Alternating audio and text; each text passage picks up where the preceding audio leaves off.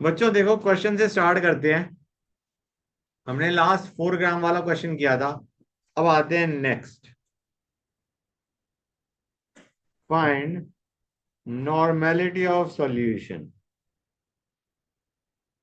Made by mixing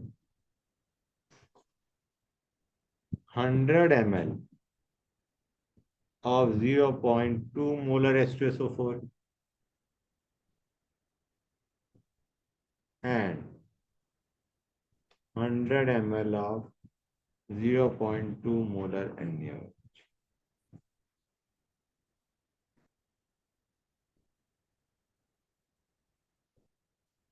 guys try to understand. ये ऐसा case नहीं है जैसे H2SO4 और HCl हमने ले लिया, उसमें नॉर्मेलिटी अगर पूछी जाएगी तो किसकी पूछी जाएगी गाइस? अगर H2SO4 और HCl लेते हैं तो नॉर्मेलिटी किसकी पूछी जाएगी? नॉर्मली मैं एक काम करता हूँ, मैं क्वेश्चन लिखे समझाता हूँ। HCl लिया, HCl लिया, ये 0.2 मोलर 100 ml, ये 0.4 molar 200 ml। Normality of solution पूछा गया तो नॉर्मेलिटी किसकी पूछी जाएगी गाइस? HCl की। N1 V1 plus N2 V2 by V1 plus V2। Normality finally is gram equivalent या milli equivalent finally by volume finally. हाँ है ना बच्चों? नॉर्मेलिटी को कैसे निकालते हैं? Milli equivalent by volume in ml या gram equivalent by volume in litre. समझ आ रहा है नहीं आ रहा है बच्चों? N1 V1 will give us the gram equivalent of HCl from the first solution. N2 V2 will give us gram equivalent of HCl from the second solution. Divided by V1 plus V2, which is the final volume, will give us net normality. Got it, guys? अब आते हैं HCl। Next question, next part ले रहा हूं मैं। HCl H2SO4 ये दे रखा है 0.2 मोलर 100 ml।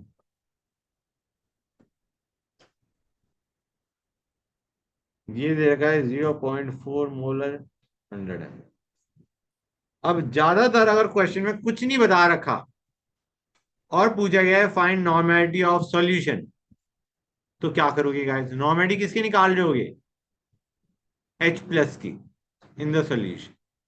अगर कुछ नहीं बता रखा, सिंपली नॉर्मेलिटी ऑफ सॉल्यूशन पूछा गया है, that means normality of H plus in solution, the common ion जो दोनों से आ रहा है, HCl से भी आ रहा है, H2SO4 से भी आ रहा है।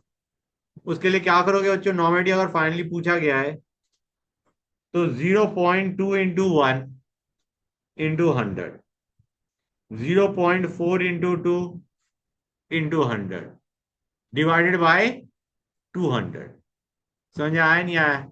N1 V1 plus N2 V2 by V1 plus V2 will give us normality of H plus in the final solution। Clear है या नहीं बच्चों?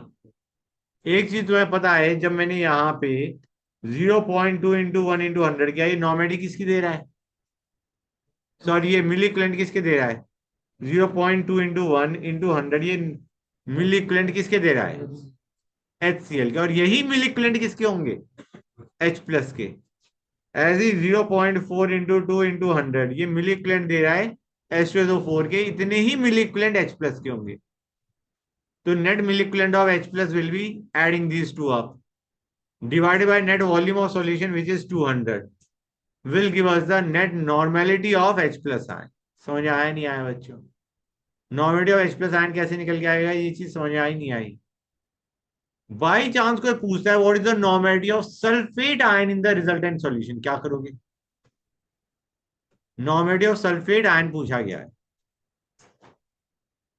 इस क्वेश्चन के अंदर। अभी हम नॉर्मेलिटी H प्लस के निकाल लेते।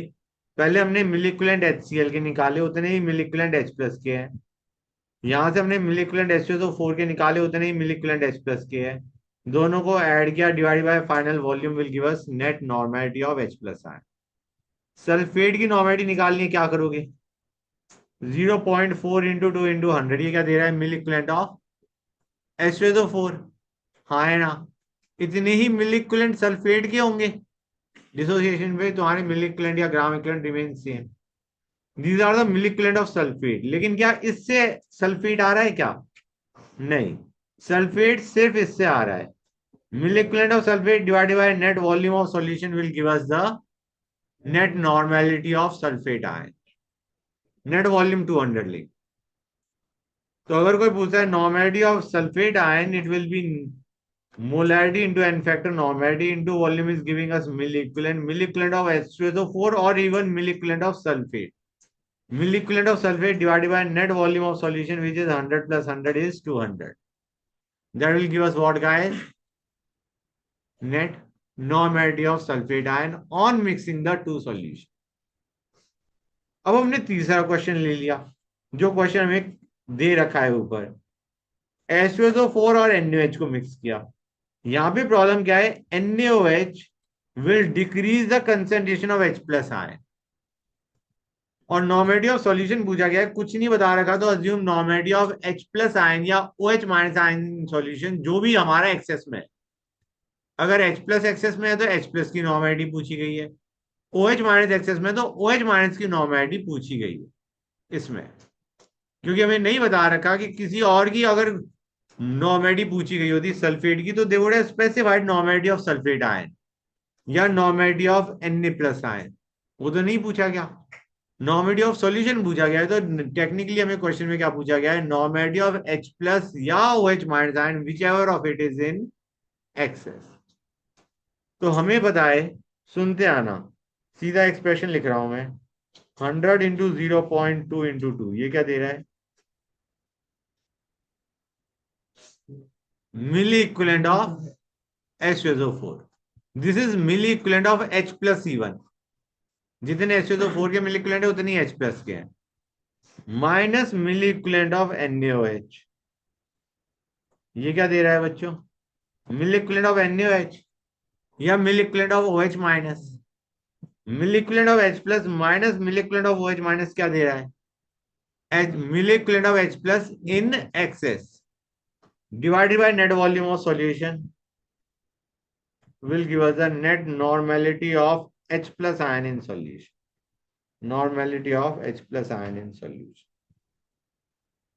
Normality divided by n factor of H plus कर दोगे, normality divided by 1 कर दोगे तो molarity of H plus आएगा। कोई pH ऑफ सॉल्यूशन पूछता है तो minus log of this H plus ion की molarity will give the pH। याद है pH थोड़ा बहुत करवाया था, pH is minus log H plus ion concentration की मोलैरिटी।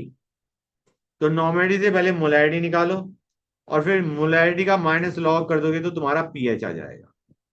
समझे या नहीं समझेगा? ये क्वेश्चन कितने बच्चों को क्लियर है? नॉर्मेलिटी से मोलैरिटी कैसे निकाला, divide by n factor of H plus. H plus is ion, तो उसके लिए n factor is charge on ion 1। जो नॉर्मेलिटी है वही मोलैरिटी है बेसिकली। अब एक और क्वेश्चन दे रहा हूं बच्चों, 20 ml of x molar HCl।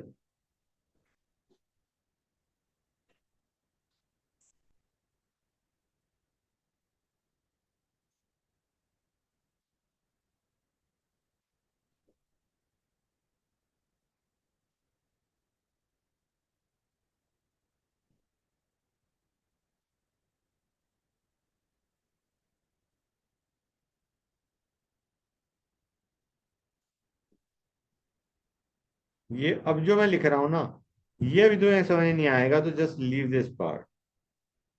Methyl orange end point is something you don't know, find x. तुम ये मान के चलो कंप्लीट न्यूट्रलाइजेशन हो रहा है, तुम ये मान के चलो कंप्लीट न्यूट्रलाइजेशन हो रहा है Na2CO3 का और NaHCO3 का, ठीक है बच्चों, बाय HCl। मिथाइल ऑरेंज से ये पता चलता है कि कंप्लीट न्यूट्रलाइजेशन हो रहा है NaHCO3 का और Na2CO3 का बच्चों। Complete neutralization is taking place, that is what you understand by methyl orange end point. समझ गए बच्चों? क्लियर है यहां तक? कोई डाउट? गुड। एक काम करना, just remind me, I will do discuss this question again after discussing double indicator. Double indicator के बाद I will again discuss this question, ठीक है ना बच्चों? एनीवे अभी इसको करो गाइस, एक्सप्रेशन बन जाएगा नहीं बन जाएगा? भाई HCl is neutralizing both NaHCO3 as well as Na2CO3। कोई दिक्कत ही नहीं आनी चाहिए। एक्सप्रेशन क्या बनेगा, 20 × x × 1, ये क्या दे रहा है, मिली equivalent of HCl should be equal to milli equivalent of NaHCO3 plus milli equivalent of Na2CO3। हो गया क्वेश्चन बच्चों, और क्या करोगे गाइस? समझ आ रहा है नहीं आ रहा है बच्चों? क्लियर है यहां तक? अगर मैं यहाँ पे फिनोफ्थिलीन एज इंडिकेटर यूज करता है इंस्टेड ऑफ मिथाइल ऑरेंज, ये डबल इंडिकेटर में पढ़ोगे। फिनोफ्थिलीन क्या करता है, Na2CO3 का आधा न्यूट्रलाइजेशन करता है। फिनोफ्थिलीन Na2CO3 का आधा न्यूट्रलाइजेशन करता है, करने में हेल्प करता है, मतलब वो कलर चेंज शो करता है। Indicator is something which shows colour change जब तुम्हारा न्यूट्रलाइजेशन हो जाता है। तो फिनोफ्थिलीन कलर चेंज तब शो करता है जब Na2CO3 आधा न्यूट्रलाइज हुआ है, और NaHCO3 के लिए वो फेल ही कर जाता है। Phenolphthalein fails for NaHCO3 and indicates half neutralization of Na2CO3। समझ आया? Phenolphthalein fails for NaHCO3 and indicates half neutralization of Na2CO3। तो बाई चांस हमने फिनोक्सिलीन एज इंडिकेटर यूज किया होता है instead of methyl orange, equation क्या बनती गाइस? हम कहते हैं NaHCO3 तो न्यूट्रलाइज ही नहीं हुआ, हट जाएगा बच्चों। और Na2CO3 आधा न्यूट्रलाइज हुआ था तभी कलर चेंज हो गया, मतलब पूरा न्यूट्रलाइजेशन हुआ ही नहीं। कितना न्यूट्रलाइज हुआ, जितना भी मिलिक्युलेंट था उसका आधा न्यूट्रलाइज हुआ, and the colour change was shown. समझ आ रहा है नहीं आ रहा है बच्चों? मतलब NaHCO3 को तो आउट ही कर दो इक्वेशन से, NaHCO3 तो न्यूट्रलाइज हुआ ही नहीं। और Na2CO3 भी कितना न्यूट्रलाइज हुआ है, हाफ। ये क्या बता रहा है, these are the total milli equivalent of Na2CO3। नहीं होता, ये डबल इंडिकेटर में हम पढ़ेंगे, नहीं होता। ठीक है ना गाइस? क्लियर है यहां तक? और Na2CO3 भी कितना न्यूट्रलाइज होता है, आधा। ये क्या बता रहे हैं, this is telling us total milli equivalent of Na2CO3। Neutralize इसका कितना हो रहा है बच्चों, हाफ। तो अगर फिनोक्सिलीन एज इंडिकेटर यूज करते तो तुम्हारी ये इक्वेशन बनती बच्चों। NaHCO3 न्यूट्रलाइज ही नहीं हुआ, Na2CO3 के जितने भी मिलिक्युलेंट है उसमें से कितने न्यूट्रलाइज हो रहे हैं, आधे न्यूट्रलाइज हो रहे हैं। समझे या नहीं समझे guys? Is this part clear to everybody और नॉट? कोई डाउट किसी बच्चे को? NaHCO3 न्यूट्रलाइज नहीं होता, Na2CO3 आधा न्यूट्रलाइज होता when you use phenolphthalein as indicator. ठीक है ना बच्चों? मतलब it indicates that indicator indicates half neutralization of Na2CO3 and it does not indicate the neutralization of NaHCO3। उससे पहले ही वो शो कर देता है, अभी पूरा हुआ भी नहीं है, आधा हुआ है, and shows colour change. That is the point, कि तुम्हारा भी Na2CO3 आधा न्यूट्रलाइज हुआ है, और तुम्हारा उसके लिए तो इतना ही वॉल्यूम HCl लगेगा, इक्वेट कर दोगे तो। इस पॉइंट में कलर चेंज शो हो रहा है, the colour change is being shown at this point when NaHCO3 is not neutralized and Na2CO3 is half neutralized। तो उस पॉइंट पे volume of HCl required is this much. Clear हुआ है नहीं हुआ बच्चों? इससे जो x निकल के आएगा that indicates the amount of HCl required for neutralization when phenolphthalein is used as indicator. This expression is giving us volume of HCl required for neutralization when phenoxylene is used as indicator। समझ आया नहीं आया बच्चों? कोई doubt किसी बच्चे को? ये हम आगे भी डिस्कस करेंगे, but at that point of time maybe we will not discuss this question now, क्योंकि हमने इसके समझ लिया है कैसे करना है। But will discuss this concept in detail, don't worry about. ये वाला पार्ट समझ आया नहीं आया जो मैंने अभी बताया? आ गया? Good. Next question, 1 gram CaCO3, 0.84 gram NaHCO3 and 1.06 gram Na2CO3 is heated. Products are cooled to 0 degrees Celsius. What volume of gases are produced at 0 degrees Celsius and 1 atmosphere pressure?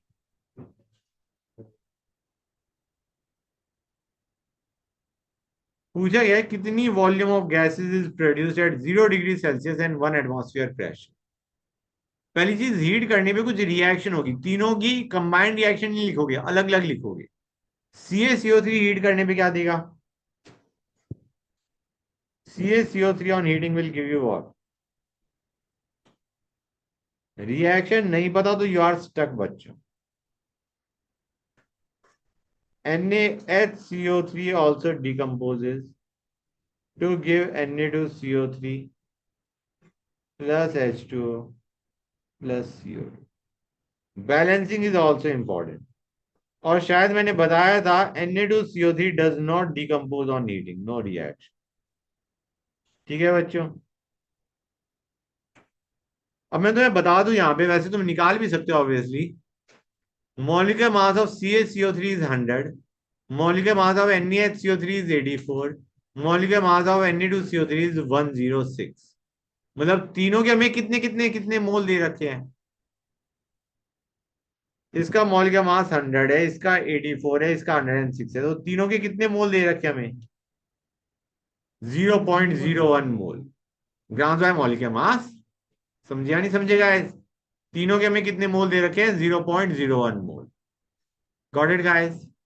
कोई डाउट किसी बच्चे को? अब मुझे बताओ gases कौन सी होंगी at 0 degree Celsius and 1 atmosphere pressure? बताओ बच्चों। सिर्फ CO2 होगी। H2O will not be a gas at 0 degree Celsius. It will be in the form of water या ice, है ना बच्चों? समझ आ रहा है नहीं आ रहा है गाइस? क्लियर हुआ है नहीं हुआ ये चीज? मतलब ट्राई टू अंडरस्टैंड, जो गैसेस की बात करी है वो किसकी बात करी गई है? CO2 की। CO2 की वॉल्यूम पूछी गई है at what condition? Temperature 0 degree Celsius, pressure 1 atm, मतलब STP या NTP पे पूछा गया है। हम कहेंगे CaCO3 से कितना मोल CO2 बनेगा? एक CaCO3 से एक CO2 बनता है। CaCO3 के कितने मोल थे हमारे पास? 0.01। आया ना? तो इससे 0.01 मोल ही CO2 बनेगा। ये CO2 के मोल है फ्रॉम CaCO3। समझ में आया नहीं आया? अब NaHCO3 के कितने मोल थे हमारे पास? उसके भी 0.01 थे। लेकिन उससे CO2 कितना बनेगा बच्चों, जरा बताना मुझे। दो NaHCO3 से एक CO2 बनता है, तो इतने मोल NaHCO3 से कितना मोल CO2 बनेगा बच्चों? दो से एक बनता है, तो इससे कितना बनेगा? कितना मोल CO2 बनेगा? Na2CO3 से क्या CO2 बन रहा है? कोई गैस बन रहा है? नहीं, वो रिएक्ट ही नहीं कर रहा। These are the moles of CO2 found. What will be the volume of CO2 found? This is your answer बच्चों। क्लियर हुआ नहीं हुआ guys? Second, the residue after heating is dissolved in water and titrated with 1 molar H2SO4. Volume of H2SO4 required is how much? पहले मुझे बताओ ये residue क्या क्या होगा? What will be the residue? Residue is a solid substance, CO and Na2CO3। क्या Na2CO3 सिर्फ यही होगा या ये भी होगा? Na2CO3 दो जगह से आ रहा है, एक जो ऑलरेडी प्रेजेंट था और एक वो जो NaHCO3 से बना है। समझ आ रहा है नहीं आ रहा है? Residue is a solid substance. Residue यहां पे क्या है? CaO Na2CO3। Na2CO3 दो जगह से आ रहा है, एक वो जो ऑलरेडी हमें दे रखा है क्वेश्चन में, एक वो जो NaCO3 के डिकम्पोजिशन से बन रहा है। Now these are the basic oxides या carbonates and they are the ones which will react with H2SO4। मैंने बताया था ना, oxides, carbonates, bicarbonates are basic in nature. So these three are the ones which will react with, these three are the ones which will react with H2SO4। CaCO3 के कितने मोल थे? 0.01 मोल। तो उससे CaO कितना बनेगा? सेम बनेगा, क्योंकि एक CaCO3 से एक CaO बनता है। अब आते हैं NaHCO3, वो कितना था? 0.01 मोल। उससे Na2CO3 कितना बनेगा गाइस? दो से एक बनता है, तो इससे 0.01/2 बनेगा बच्चों। हाँ या ना? अब Na2CO3 जो ऑलरेडी प्रेजेंट था वो कितना था? 1.06 ग्राम, मतलब 0.01 मोल। ये जो Na2CO3 है, ये वो है जो ऑलरेडी प्रेजेंट था। बच्चों ये सारा क्या बता रहा है? Gram equivalent of base. Gram equivalent of base बता रहा है, नहीं बता रहा है बच्चों? Guys, sorry, moles, my bad, moles. Mole of CaO and mole of Na2CO3। Clear है बच्चों? ये है मोल्स ऑफ CaO, ये है मोल्स ऑफ Na2CO3। अभी हमें ग्राम इक्विवेलेंट निकाल लें, ठीक है ना गाइस? अच्छा बच्चों, एक चीज और, डू यू रियलाइज और नॉट, इन तीनों में, मतलब ये तो Na2CO3 है और ये CaO है, CaO का इन्फेक्टर क्या है? CaO, it is a salt, total positive और negative charge on the ions. CaO का इन्फेक्टर इज 2। और Na2CO3 जो हमारा सेकंड केस में है, उसका इन्फेक्टर क्या है? उसका भी 2 है। तो मैं इन दोनों को डायरेक्टली इंटू 2 कर दूं। अब ये क्या दे रहा है बच्चों? This is giving us gram equivalent of base. समझ आ रहा है, नहीं आ रहा है बच्चों? सीओ के मोल्स इंटू उसका इन्फेक्टर, Na2CO3 के मोल्स इंटू उसका इन्फेक्टर। ये ग्राम इक्विवेलेंट दे रहा है बेस के, हाँ है ना? ग्राम इक्विवेलेंट के बजाय let us find out mill equivalent. Mill equivalent of base should be equal to mill equivalent of acid, 1 into 2 into volume in ml। अगर मैं यहाँ पे 1000 नहीं लेता तो ये वॉल्यूम किस में आंसर दे रहा होता? लीटर में। क्योंकि लेफ्ट साइड में हमने मिल इक्विवेलेंट लिया है, तो यहाँ पे हमने वॉल्यूम किस में ले लिया? ml में। Normality into volume in ml guys. ये चीज क्लियर हुई या नहीं हुई? Everybody is clear with this? किसी बच्चों को डाउट इस एक्सप्रेशन में? That's good. एक और क्वेश्चन ले रहा हूं बच्चों, क्वेश्चन का 200 ml of 0.5 molar BS, 400।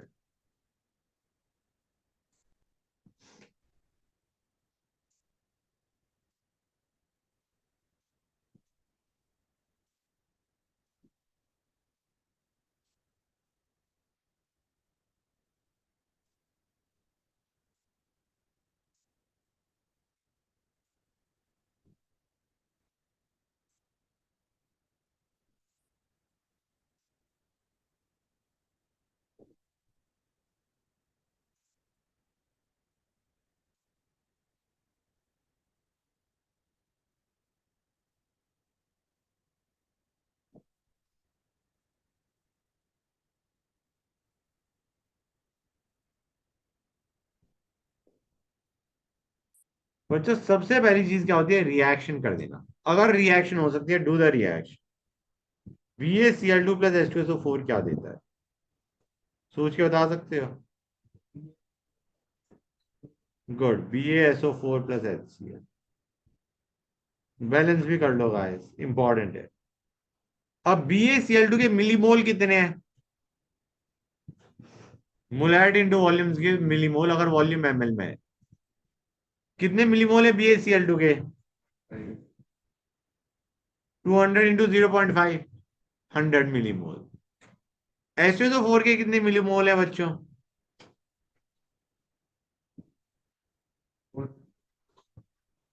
Correct, 200। अब ये क्वेश्चन किस चीज का हो चुका है? लिमिटिंग रिएजेंट का। लिमिटिंग रिएजेंट कौन है यहाँ पे? BaCl2। BaCl2 पूरा खत्म हो गया, तो H2SO4 कितना बचेगा? 100 के साथ H2SO4 कितना रिएक्ट करेगा? 100 ही करेगा। 1 के साथ 1 करता है, 100 के साथ 100 करेगा। तो H2SO4 बचा कितना रह जाएगा?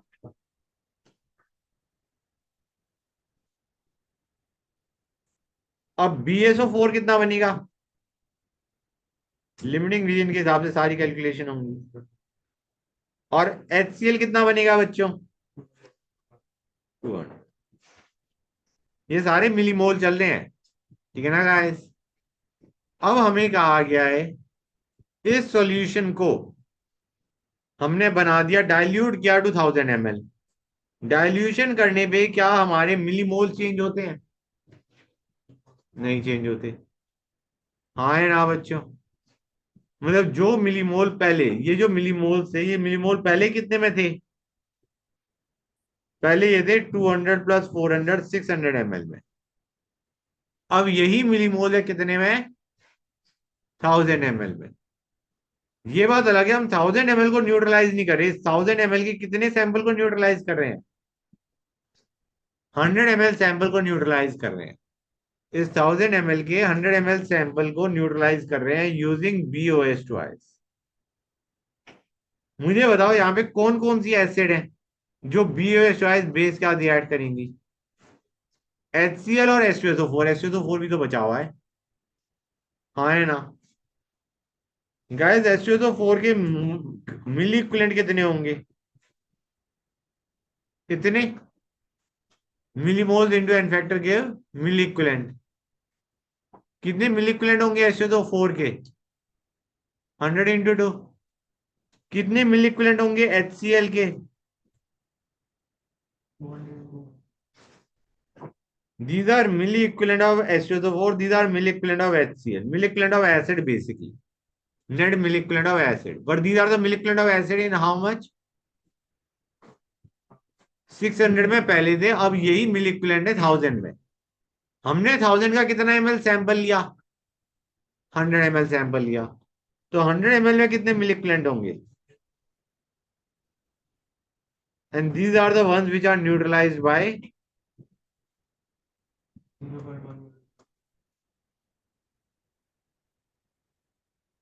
BOH twice. This is what is neutralized by BOH twice बच्चों। क्लियर हुआ है नहीं हुआ? हर एक बच्चे को क्लियर है तरीका करने का? BaSO4 is a neutral salt. Sulfates are neutral.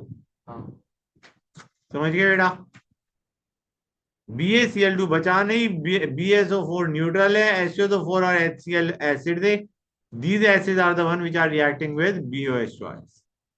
Clear है यहां तक? गुड। आगे चले क्वेश्चन।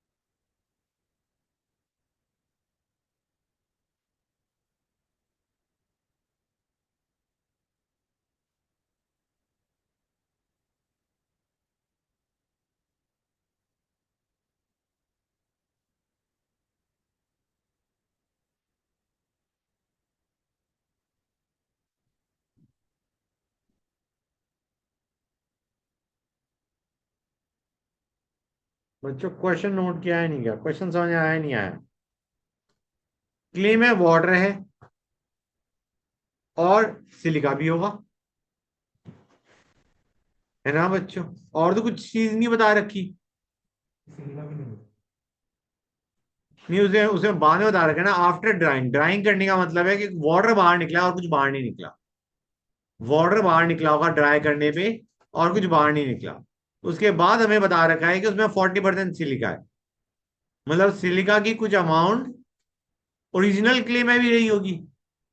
हाँ है ना बच्चों? लेकिन अब देखो आगे, जब ड्राई कर दिया उसके बाद 40% सिलिका है, 7% वाटर है। मतलब तुम्हारा 53% कुछ और भी है क्ले के अंदर। समझ आ रहा है नहीं आ रहा है बच्चों? आफ्टर ड्राइंग, ड्राइंग का मतलब है वाटर की अमाउंट कम हो रही है और कोई चेंज नहीं आ रहा। उसके बाद तुम्हारे पास 40% सिलिका बच गया, 7% वाटर बच गया। तो रिमेनिंग चीज क्या है? उसे इम्प्योरिटी मान लो। हमें नहीं पता क्या है, जो भी है let us assume it to be impurity. तो क्या मैं कह सकता हूं, क्ले में तीन चीजें हैं: इम्प्योरिटीज, सिलिका एंड H2। हाँ है ना? क्लियर है यहां तक बच्चों? समझिए गाइस, ये तीन चीजें हैं क्ले में। हमें कहा गया ओरिजिनली, ओरिजिनली 12% वाटर है। सिलिका और इम्प्योरिटीज की अमाउंट नहीं पता। सिलिका की अमाउंट पूछी गई है in the original sample. Let the amount of silica in the original sample be x. मतलब एक्स हमें निकालना है, क्वेश्चन में क्या निकालना है? एक्स निकालना है। तो इम्प्योरिटीज कितनी होंगी गाइस? ये टोटल 100 है, ये 12 प्लस एक्स है। तो इम्प्योरिटीज कितनी होंगी? 100 minus 12 plus x, which will be, it will B 100 minus 12 plus x, which is 88 minus x. आए ना बच्चों? क्लियर है यहां तक? अब मान के चलो, इसको करने के दो तरीके बताऊंगा, एक थोड़ा लेंदी है, एक शॉर्टेस्ट मेथड है आउट देयर। ठीक है बच्चों, पहले थोड़ा लेंदी पे जाते हैं, उसके बाद शॉर्टेस्ट समझना आसान हो जाएगा। यहां तक समझिए गाइस। अब तुम्हारा यह अज्यूम किया था, मैंने अज्यूम किया था कि इनिशियली 100 ग्राम क्लियर है। ठीक है बच्चों, आई वॉज अज्यूमिंग दैट। अब जब वाटर हट चुका है थोड़ा बहुत, पार्शियल ड्राई हो चुका है, तो मान के चलो अब क्ले बन चुका है Y ग्राम। ठीक है बच्चों? क्लियर है यहां तक? Y ग्राम क्लियर, 100 में से कुछ अमाउंट वाटर हट चुका है, तो अब क्लियर कितना बचा है बच्चों? Y guys. समझ में आया नहीं आया? कोई डाउट? अब डू यू रियलाइज और नॉट, सिलिका और इम्प्योरिटीज की अमाउंट तो सेम रहेगी। सिलिका और इम्प्योरिटीज की अमाउंट तो सेम रहेगी, वाटर इज द वन जो कि कम हो रहा है। हाँ है ना? मतलब इस Y ग्राम क्ले के अंदर इम्प्योरिटीज कितनी है? 88 माइनस एक्स। सिलिका कितना है? एक्स। हाँ है ना बच्चों? ये चीज समझ में आई नहीं आई गाइस? अभी मैं बताता हूँ, 1 सेकेंड। यहां तक क्लियर है? 88 माइनस एक्स ये है, एक्स ये है। एक काम करता हूँ, मैं क्ले को वाई नहीं करता, नहीं तो कैलकुलेशन और टफ हो जाएगी। यहां तक समझिए गाइस। लेट मी अज्यूम इसके अंदर वाटर इज वाई, वाटर को वाई अज्यूम कर लेता हूं मैं, कन्वीनियंट रहेगा। वाटर मैंने कितना अज्यूम कर लिया? वाई बच्चों। क्लियर है यहां तक? वाटर हमारा पहले ओरिजिनल में कितना था? 12 gram. I assumed 100 grams of clay, I assumed 100 grams of clay, जिसमें water was 12, silica was x and impurities were 88 minus x. इस परसेंट को हटा रहा हूं क्योंकि I am assuming 100 gram of clay. अब क्ले का मास 100 से कम हो चुका है क्योंकि वाटर उसमें से हट चुका है, लेकिन उसमें इम्प्योरिटीज और सिलिका की अमाउंट वही रही। वाटर चेंज हो गया। लेट अस अज्यूम वाटर कितना हो चुका है? 12 के बजाय इट इज वाई। अब मुझे बताओ what will be the total mass of clay? 88 plus y, तीनों को ऐड कर दो। तो 88 प्लस वाई ग्राम क्ले है। हाँ है ना बच्चों? समझे या नहीं समझे गाइस? कोई डाउट? हमें यहां से x निकालना है। गॉट इट और नॉट? अब हम क्या करेंगे, हमें दिया गया है 40% silica is present in the final sample and 7% water is present in the final sample. 40% silica मतलब x by mass of clay कितना था बच्चों? 88 प्लस वाई इंटू 100। ये हमें कितना दे रखा है बच्चों? 40। समझिया नहीं समझेगा? mass of silica in the final sample is 40% and mass of water in the final sample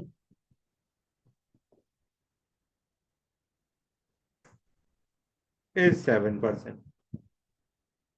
समझ में आया नहीं आया बच्चों? हो गया नहीं हो गया गाइस? दो इक्वेशन दो वेरिएबल हो जाएगा। हाँ है ना? कितने बच्चों को ये चीज क्लियर हो गई? But there is a shorter way to it. ये स्टैंडर्ड तरीका हो गया। There is a shorter way out. क्या बच्चों देखो, हमने अभी देखा सिलिका और इम्प्योरिटीज की अमाउंट चेंज नहीं हो रही। इम्प्योरिटीज की अमाउंट और सिलिका की अमाउंट वही रही। वाटर कम हो गया है ना?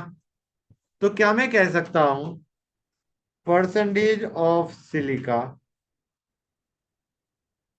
टू, मतलब amount of silica grams of silica कह दो, to grams of impurities is constant in both the clays. ये रेशो फिक्स रहेगी नहीं रहेगी बच्चों? मैं इसे ग्राम भी क्यों लिख रहा हूँ, सिंपली सिलिका बाय इम्प्योरिटीज लिखता हूँ। सिलिका बाय इम्प्योरिटीज की ratio will be same in the sample. हाँ है ना? This will be constant in the sample, क्योंकि जो चेंज हो रहा है वो तो वाटर की अमाउंट चेंज हो रही है। हाँ है ना बच्चों? सिलिका और इम्प्योरिटीज की रेशियो तो मतलब अमाउंट तो वही रह रही है ना बच्चों? ओरिजिनल क्ले में और पार्शली ड्राइड क्ले में। हाँ है ना? Know what was the amount of silica in the new sample? Dried clay में सिलिका कितना है? परसेंटेज में ही ले लो ना गाइस। ये सारा झंझट हट गया हमारा, ये सारा झंझट हट गया। Assume 100 gram of clay, partially dried clay की 100 ग्राम अज्यूम करो, तो उसमें सिलिका कितना है? 40। और इम्प्योरिटीज कितनी है? अगर 40 ग्राम सिलिका है, 7 ग्राम वाटर है, तो इम्प्योरिटीज कितनी है? 53। समझे या नहीं समझेगा? This is silica to impurities in the partially dried clay and it should be equal to silica by impurities in the original clay, the non dried clay। हाँ है ना बच्चों? अब हमें कहा गया है, हमें कहा गया है कि इसमें वाटर कितना है बच्चों, जरा बताओगे मुझे? 12 है। तो टोटल सिलिका प्लस इम्प्योरिटीज कितनी हो गई? 88। Let there be x gram of silica and let there be 88 minus x gram of impurities. समझ में आया नहीं आया बच्चों? टोटल 100 था, वाटर वॉज 12%, तो implies silica plus impurities is how much? 88। तो सिलिका को मैंने x मान लिया, इम्प्योरिटीज आ गई 88 माइनस एक्स। क्वेश्चन खत्म हो गया बच्चों। दैट्स इट, क्वेश्चन में और कुछ करना ही नहीं था, x ही तो निकालना था हमें। ओरिजिनल सैंपल में सिलिका की परसेंटेज निकालनी थी, निकाल ली हमने। समझे या नहीं समझे गाइस? दोनों को तरीके समझ में आए या नहीं आए, लेट मी नो। बोलो, क्लियर हो गया हर एक बच्चे को? कोई डाउट नहीं है ना? गुड। क्वेश्चन बच्चों, another question guys. 5.85 gram of NaCl and 12.25 gram KClO3 is heated to give KClO4 and KCl. the residue is dissolved in aqueous agent. Mass of white precipitate form is. ये white precipitate मैं बता दूं ये किसका होता है, AgCl का। Okay बच्चों, तो पहली चीज NaCl तो हमारा हीट करने में कुछ देगा नहीं, KClO3 देगा, और हमें प्रोडक्ट बता रखा है क्या बनेगा, क्या बनेगा बच्चों, KClO4 plus KCl, it will give KClO4 plus KCl। जरा बैलेंस कर लेते हैं, हो रहा है बच्चों बैलेंस, हो गया बैलेंस गाइस, क्लियर है यहां तक बच्चों, समझ गए। अब हमें कहा गया है इसके हमने लिए 12.25 ग्राम, NaCl के लिए हमने 5.85 ग्राम। मैं बता दूं दोनों ही 0.01 मोल आ रहे हैं, दोनों ही कितने आ रहे हैं, 0.01 मोल। KClO3 का जो मॉलिक्यूलर मास होता है वो 122.5 होता है, सॉरी एक का आ रहा है, हाँ दोनों का 0.01 नहीं 0.1 आ रहा है। इसका मॉलिक्यूलर मास होता है 58.5, इसका होता है 122.5, तो दोनों के 0.1 मोल दे रखे हैं, ठीक है ना गाइस। हमें कहा गया है ये रिएक्शन हुई, NaCl ने तो रिएक्शन दी नहीं, KClO3 ने ये दिया। अब रेजिड्यू क्या होगा, ये सारा ही रेजिड्यू है बच्चों, including unreacted NaCl, including unreacted NaCl, this is a residue. अब मैं तुम्हें बता दूं AgNO3 के साथ कौन कौन रिएक्ट करता है, KCl रिएक्ट करेगा, NaCl रिएक्ट करेगा। KCl will react with AgNO3 to give AgCl. Similarly, NaCl will react with AgNO3 to give AgCl। ठीक है बच्चों, हमें एक तरीके पूछा गया है सिंपली क्वेश्चन में कि ये कितना बन रहा है। गाइस क्वेश्चन तो टफ नहीं है, सुनो, 0.1 मोल NaCl था हमारे पास, था या नहीं था बच्चों, हाँ है ना। 0.1 मोल NaCl से AgNO3 को एक्सेस में मान लो, AgNO3 की अमाउंट नहीं बता रखी हमें, assume it to be in excess. NaCl के इतने मोल से AgCl के कितने मोल बनेंगे, इतने ही बनेंगे, 1 से 1 बनता है तो 0.1 से 0.1 बनेगा। अब आ जाओ नेक्स्ट पे, KClO3 से KCl बनेगा और KCl से AgCl बनेगा, दो स्टेप में हो रहा है। KClO3 से KCl बनेगा और KCl से AgCl बनेगा। हमें मोल KCl के नहीं दे रखे, हमें मोल KClO3 के दे रखे, कितने दे रखे हैं, 0.1। तो इससे KCl कितना बनेगा बच्चों, 0.1/4, दैट्स गुड, कि 4 से 1 बनता है तो इससे इंटू 1/4 बनेगा, हाँ है ना बच्चों। और KCl से AgCl कितना बनेगा, into 1। These are the total moles of AgCl form. हमें पूछा क्या क्या था, मास, तो इंटू मॉल क्या mass of AgCl, this will give us the answer बच्चों। क्लियर हुआ है new guys, that's it, question is over. Clear हो गया ना। अब मैं एक और क्वेश्चन ले रहा हूं बच्चों,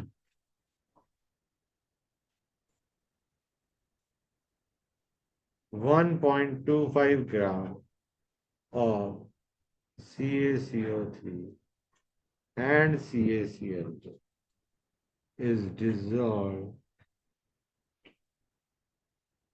in 100 ml H2SO4 to this 400 ml H2O is there. 50 ml of this solution.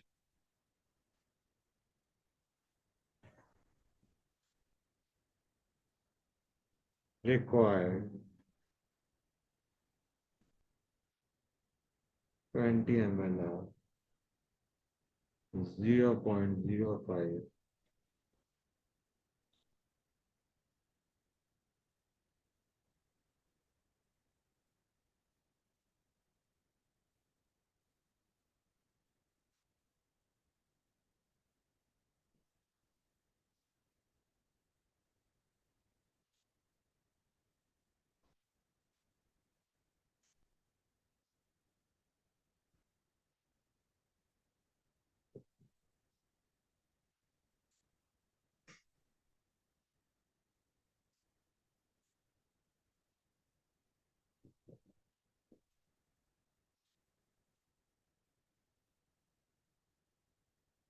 Question note कर लिया बच्चों?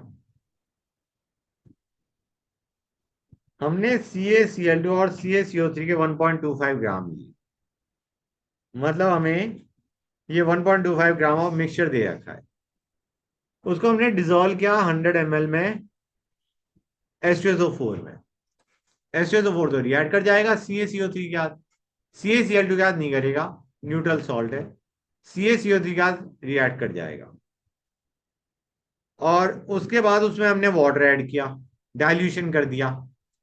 डाइल्यूशन करने के बाद हमने सैंपल उठाया, 50 ml सैंपल। उस 50 ml सैंपल के लिए बेस की जरूरत पड़ रही है, इसका मतलब पहले एसिड ज्यादा रहा होगा। हाँ ना बच्चों, H2SO4 must be in excess. Clear है बच्चों? तो H2SO4 के milliequivalent minus mill equivalent of CaCO3 will give mill equivalent of H2SO4 in excess। समझ आ रहा है नहीं आ रहा है बच्चों? But these are the mill equivalent of H2SO4 in excess in how much volume guys? पहले ये था 100 ml में, फिर यही मिल इक्विवेलेंट है 400 ml में, 400 नहीं 500 ml में, 400 प्लस 100। और फिर उसका हमने 50 ml सैंपल को न्यूट्रलाइज करा यूजिंग डाई एसिडिक बेस। ये डाई एसिडिक बेस का मतलब क्या है? n factor 2। Good, n factor 2 बच्चों। Make the expression guys, make the expression. Milli equivalent of H2SO4 minus milli equivalent of CaCO3 is giving milli equivalent of H2SO4 in excess, but those are the milli equivalent in 400 plus 100 which is 500 ml solution। उसके 50 ml को हमने neutralise करा using base. We have to find molarity of H2SO4।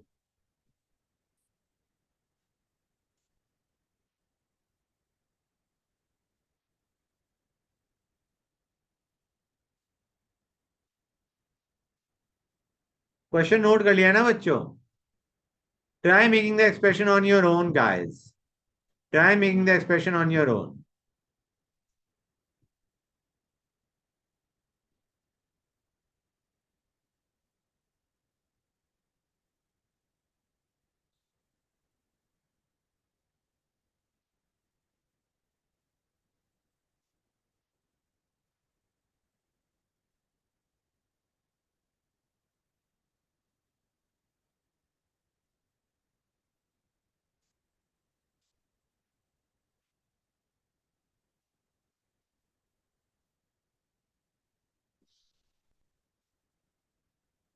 Expression बताओ बच्चों, समझे या नहीं समझे गाइस?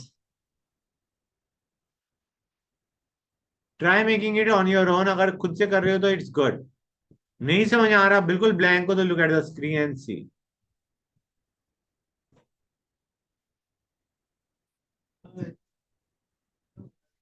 मोलैरिटी बेटा, I mean the molarity of H2SO4। Molarity पूछी गई थी H2SO4 की। हाँ, I mean the molarity of H2SO4 बेटा। We have to find molarity of H2SO4 solution. Molarity into volume into n factor gives milliequivalent. Volume ml में लिया है, मिली equivalent of H2SO4 minus milli equivalent of CaCO3।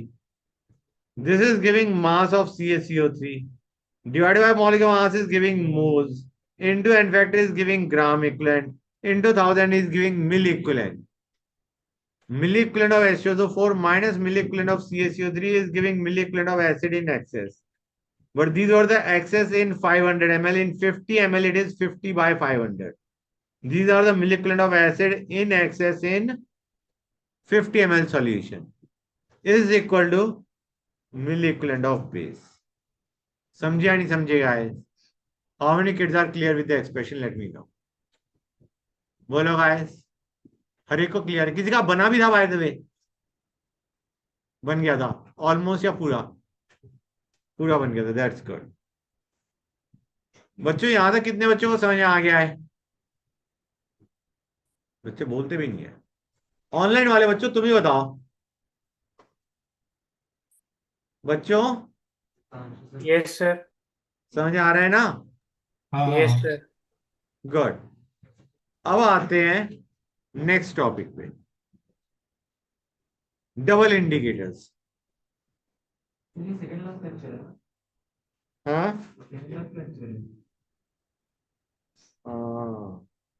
Not exactly. I change the order. हाँ तुम्हारे lecture की याद करेगा. हाँ double indicators in neutralisation.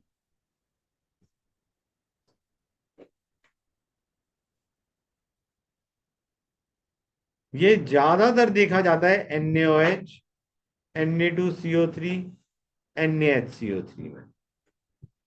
इसकी जगह अगर KOH, K2SCO3 और KHCO3 लोगे तो उसमें भी यही चीज वर्क करेगी. सोडियम के बजाय अगर पोटेशियम भी ले लोगे तो भी हमारा डबल इंडिकेटर का सेम सिनेरियो बनेगा जो मैं अभी बताने वाला हूं. ठीक है ना गाइस? मतलब instead of NaOH you can take KOH, instead of Na2CO3 you can take K2CO3 and same goes for NaHCO3 की जगह KHCO3. हम ज्यादातर दो इंडिकेटर यूज करते हैं. एक है फिनोक्सिलीन, एक है methyl orange.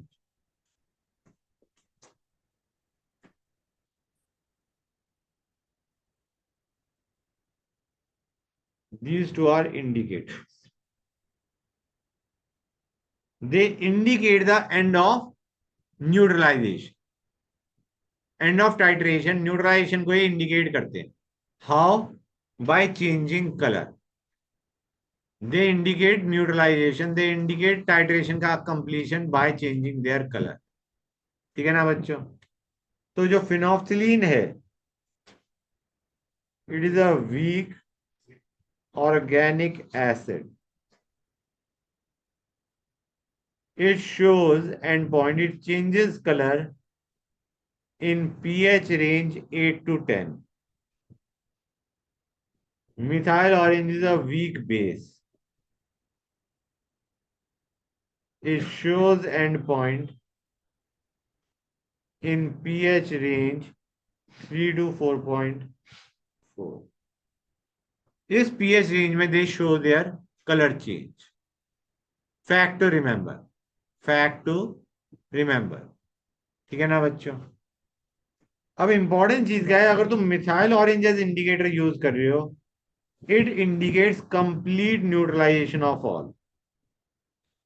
It indicates complete neutralization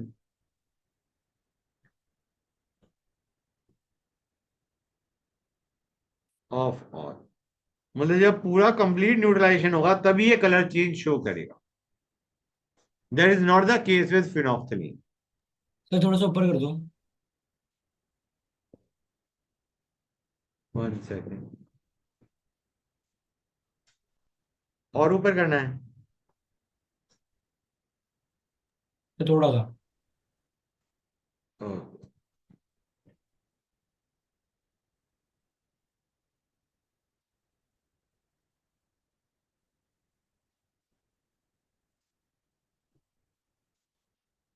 और ऊपर तो नहीं करना था ना?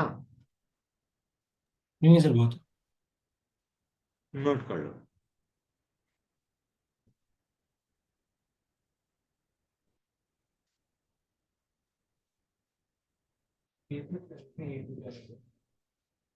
कलर चेंज 8 to 10 में शो करता है. ये अभी तुम आने के क्लियर में पढ़ोगे. Don't worry about it. करे वो अच्छे. बेटा करूं मैं नीचे? हाँ हाँ सर। फिनोल्फथालीन इंडिकेट्स, ये NaOH का तो कंप्लीट न्यूट्रलाइजेशन इंडिकेट करता है। फिनोल्फथालीन इंडिकेट्स कंप्लीट न्यूट्रलाइजेशन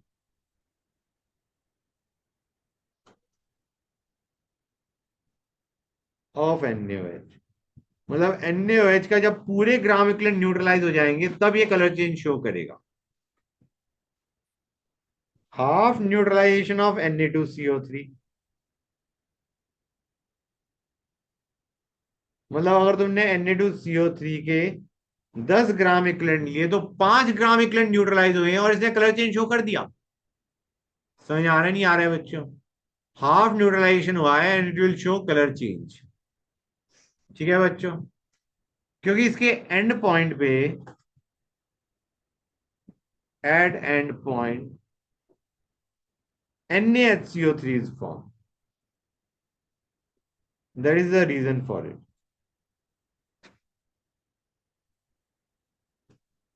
ठीक है बच्चों, क्लियर है यहां तक? And phenolphthalein fails for NaHCO3। NaHCO3 का इंडिकेटर, मतलब इंडिकेट वो करता ही नहीं। NaHCO3 का इंडिकेटर के लिए as a indicator it fails for NaHCO3। समझ आया नहीं आया बच्चों? It fails to indicate the neutralization of NaHCO3। अब आते हैं इसके क्वेश्चन कैसे आ सकते हैं। एक दो क्वेश्चन तो हमने करके देखे थे, अब आते हैं इसके जो नॉर्मल क्वेश्चंस कैसे आते हैं।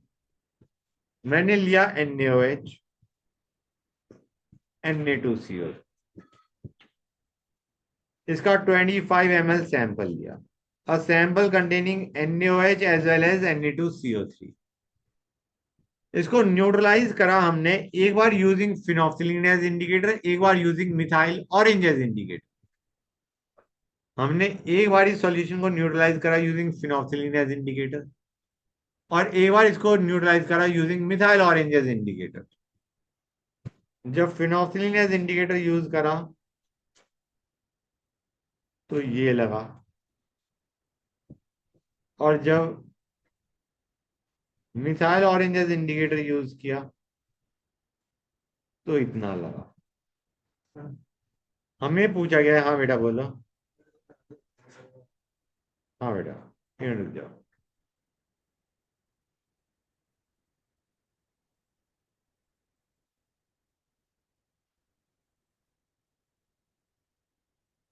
और ऑन सेक बच्चों।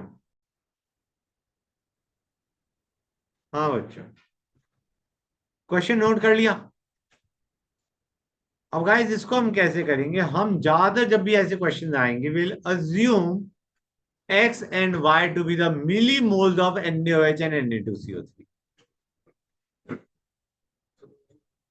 हाँ बेटा, assume X milli equivalent millimole, X millimole किसके? NaOH के, और Y millimole Na2CO3। Millimole of NaOH and Na2CO3 इज X एंड Y। मिलीमोल लिए X और Y बच्चे, मिलीमोल्स। कर लिया नोट बेटा? Let there be X millimole NaOH, Y millimole Na2CO। तो NaOH के मिली इक्विवेलेंट कितने होंगे? NaOH के अगर मिलीमोल X है तो मिली इक्विवेलेंट कितने होंगे? हाँ, इसका इन फैक्टर 1 होता है तो X मिली इक्विवेलेंट है, और Na2CO3 के कितने मिली इक्विवेलेंट होंगे? 2Y। These are the total milli equivalent of NaOH and Na2CO3 in the 25 ml of sample। 25 ml sample जो था उसके अंदर मिली इक्विवेलेंट ऑफ NaOH और Na2CO3 X और 2Y मिली इक्विवेलेंट। ठीक है बच्चों, अब HCl के साथ NaOH तो पूरा न्यूट्रलाइज हो रहा है, हाँ ना बच्चों? तो NaOH कितना न्यूट्रलाइज हुआ? X न्यूट्रलाइज हुआ या नहीं हुआ? पूरा। और Na2CO3 कितना न्यूट्रलाइज हुआ? आधा, जितना भी था उसका Na2CO3 आधा न्यूट्रलाइज हुआ है जब तुमने फिनोक्सिलिन एज इंडिकेटर यूज किया। तो हमारा 2y का आधा y न्यूट्रलाइज हुआ। समझ आ रहा है नहीं आ रहा है बच्चों? And this can be written as 25 into 0.1। समझे या नहीं समझे गाइस? ये फिनोक्सिलिन एज इंडिकेटर की इक्वेशन है। फाइन।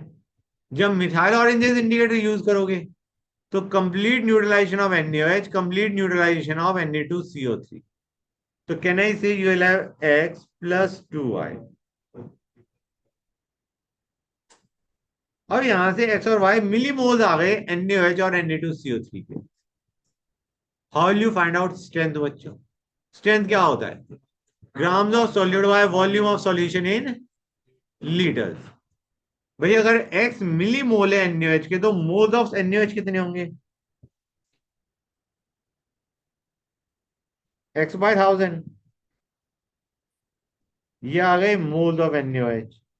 ग्राम्स ऑफ NaOH कितने आएंगे? तो मैं ऐसे लिखता हूं, ये आ गए grams of NaOH divided by volume of solution in liters. This is the strength in gram per liter of NaOH. Na2CO3 का कितना होगा बच्चों?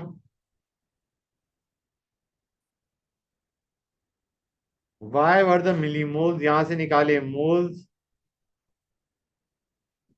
यहां से निकाले grams divide by volume of solution in litre. Strength in gram per litre बच्चों। समझे या नहीं समझे गाइस? अब इसी क्वेश्चन को मैं चेंज कर रहा हूं थोड़ा। अभी हमने क्या किया था? We did two different titrations, एक बार फिनोक्सिलिन के साथ, एक बार मिथाइल ऑरेंज के साथ। सपोजिंग मैं कहता हूं 25 ml लगा जब फिनोक्सिलिन वॉज यूज एज इंडिकेटर, और 10 ml ऑफ 0.1 NaCl लगा when methyl orange was added after first end point। कुछ समझ में आया नहीं आया क्या कह रहा हूं मैं? बताओ गाइस। हमने पहले फिनोक्सिलिन डाला, फिनोक्सिलिन के साथ पूरी रिएक्शन कर डाली। अब फिनोक्सिलिन के साथ हमारा एंड पॉइंट आ चुका है। उस वक्त तक क्या क्या न्यूट्रलाइज हो चुका है? NaOH पूरा और Na2CO3 आधा, मतलब x प्लस वाई न्यूट्रलाइज हो चुका है। अब हमने उसमें मिथाइल ऑरेंज डाला और फिर रिएक्शन शुरू कर दी, टाइट्रेशन शुरू कर दी। अब जो रिमेनिंग बेस है वो न्यूट्रलाइज होगा after the first end point. पहला एंड पॉइंट आया फिनोक्सिलिन के साथ। अब हमने सेपरेट रिएक्शन नहीं करी मिथाइल ऑरेंज के साथ, उसी रिएक्शन में मिथाइल ऑरेंज ऐड करके we continued the same reaction. तो नाउ मिथाइल ऑरेंज का जो सेकंड फर्स्ट एंड पॉइंट से सेकंड एंड पॉइंट के बीच में जो वॉल्यूम ऑफ एसिड रिक्वायर्ड है, that will neutralize the base remaining from phenolphthalein indicator. समझ आ रहा है नहीं आ रहा है बच्चों? क्लियर हो गई ये चीज? जो रिमेनिंग बेस था जो फिनोक्सिलिन के साथ न्यूट्रलाइज नहीं हुआ था, अब जब तुमने मिथाइल ऑरेंज उसके बाद डाला, फिनोक्सिलिन के बाद जब मिथाइल ऑरेंज डाल के टाइट्रेशन शुरू करी, then the remaining base is neutralized by HCl। Clear है या नहीं? एक्सप्रेशन बहुत आसान बनेगा। एक्स और वाई था मिलीमोल्स, तो एक के एक्स मिलीक्विलेंट, एक के 2y मिलीक्विलेंट। फिनोक्सिलिन के बाद आ जाएगा x प्लस 2y का आधा न्यूट्रलाइज हुआ है। x plus y is 25 into 0.1। अब रिमेनिंग कितना बच चुका है हमारा? y बच चुका है। y is simply 10 into 0.1। जो बचा हुआ था that is neutralize after adding methyl orange as indicator. समझे या नहीं समझे गाइस? क्लियर हो गया? अब इस क्वेश्चन को खुद से करना बच्चों। रुको। 8 ग्राम Na2CO3 and NaHCO is dissolved in water and solution made up to 1 liter, 25 ml sample required, 32 ml N by 10H when using methyl orange as indicator, and 12 ml N by 10 HCl.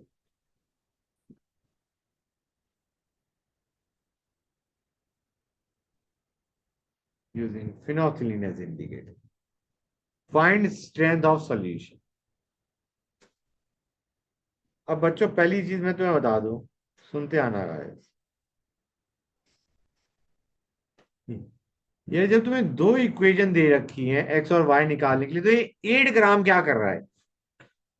इसका मतलब ये 8 ग्राम impure sample होना चाहिए, इसका कोई use नहीं आना चाहिए। या तो उसने एक इक्वेशन दे दी होती फिनॉक्सिलिन वाली, मिथाइल ऑरेंज वाली नहीं दी होती। तो हम क्या करते हैं बच्चों, अगर सपोजिंग हमें सिर्फ फिनॉक्सिलिन वाली दे रखी होती और मिथाइल ऑरेंज नहीं दिया होता, और हमें 8 ग्राम Na2CO3 और NaHCO3 का मिक्सचर दिया होता, तो हम क्या करते? ध्यान से देखो बच्चों, सपोजिंग सिर्फ ये दे रखा है, ये नहीं दे रखा, और 8 ग्राम ऑफ मिक्सचर दे रखा, तो हम Na2CO3 के क्या ग्राम मान के चलो? x। तो x बाय 106, ये क्या दे रहा है बच्चों? इंटू 2, ये क्या हो गई? ग्राम इक्विवेलेंट ऑफ Na2CO3। हाँ, 106 is the molecular mass of Na2CO3। मैं अभी है ना फॉर द टाइमिंग फिनॉक्सिलिन नहीं ले रहा, मिथाइल ऑरेंज ले रहा हूँ। मिथाइल ऑरेंज वाला ले रहा हूँ, फिनॉक्सिलिन वाला नहीं ले रहा। वो मैं बाद में बता दूंगा कैसे करना है।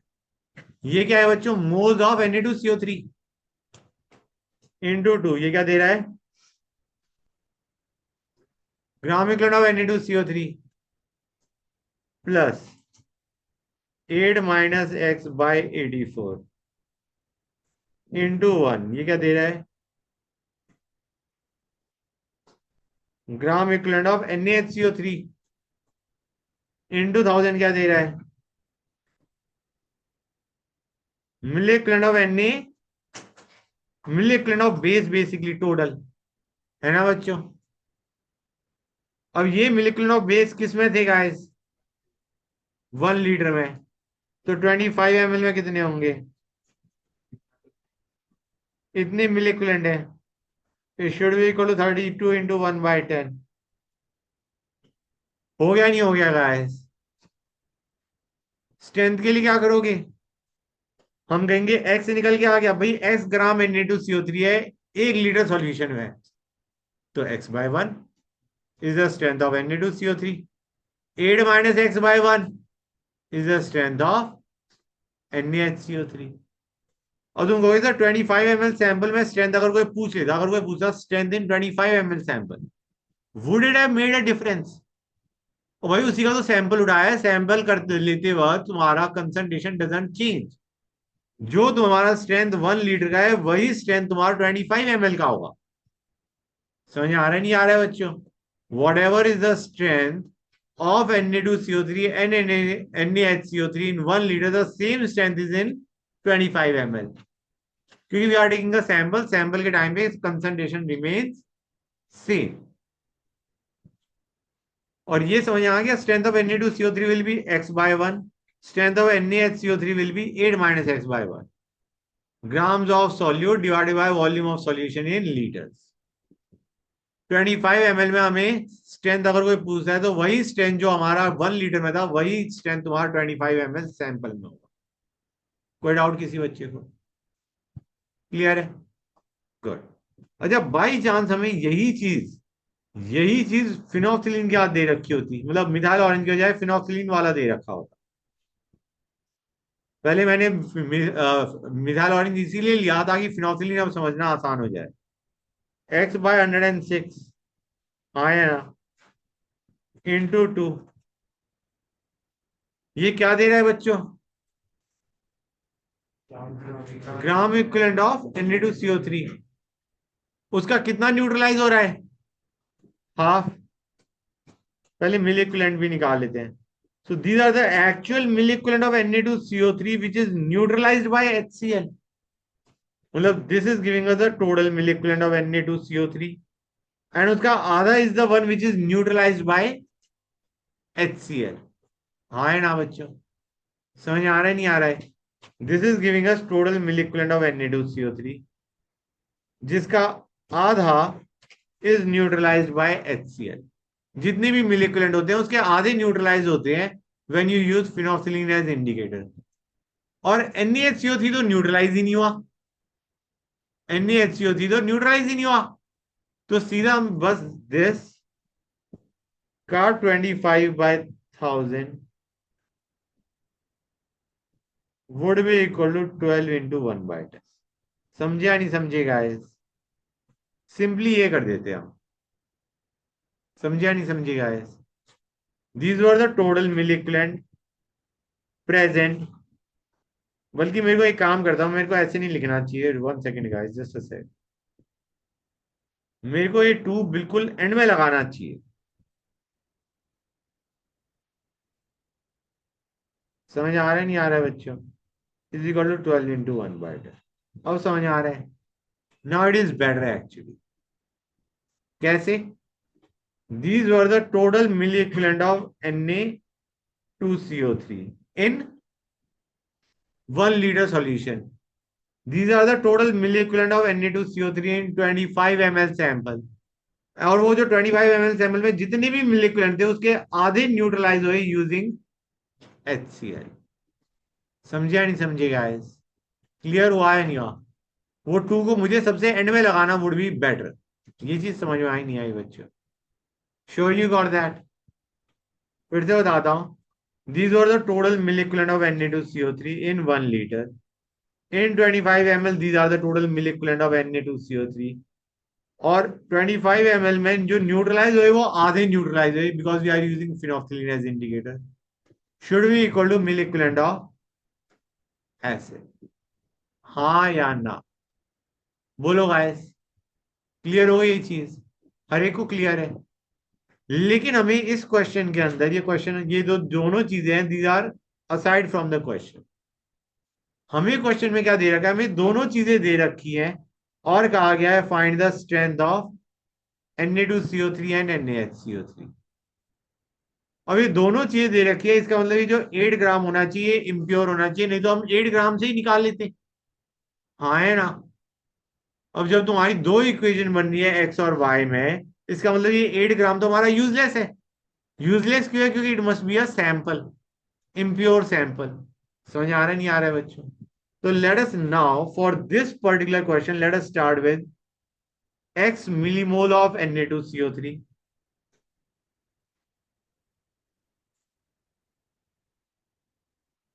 and y millimole NaHCO3। तो इसके मिल इक्विवेलेंट कितने होंगे? 2x। इसके मिल इक्विवेलेंट कितने होंगे? y। ये मिल इक्विवेलेंट है बच्चों, n फैक्टर से मल्टीप्लाई कर दिया।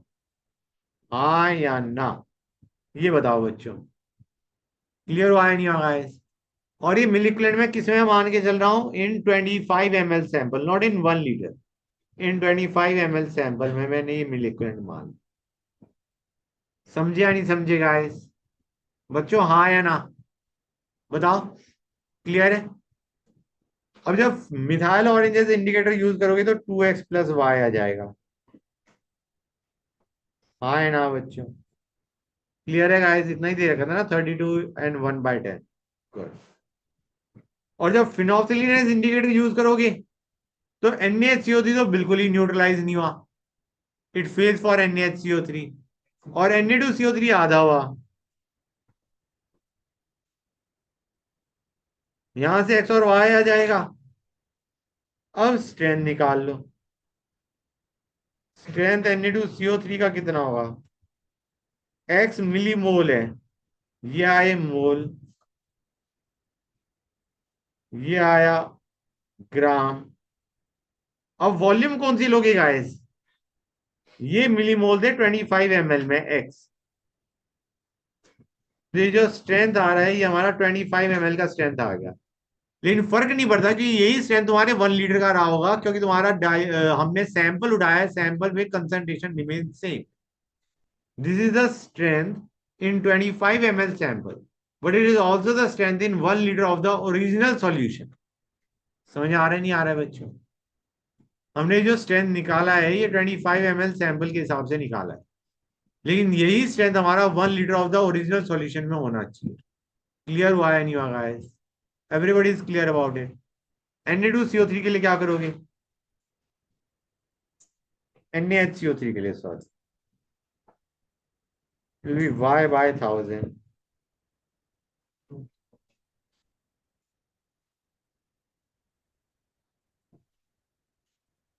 divided by volume of solution in liter.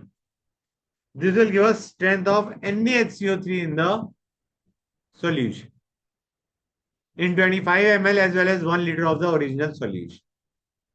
Clear हुआ है नहीं हुआ बच्चों? बताओ गाइस ये चीज समझ आई नहीं आई?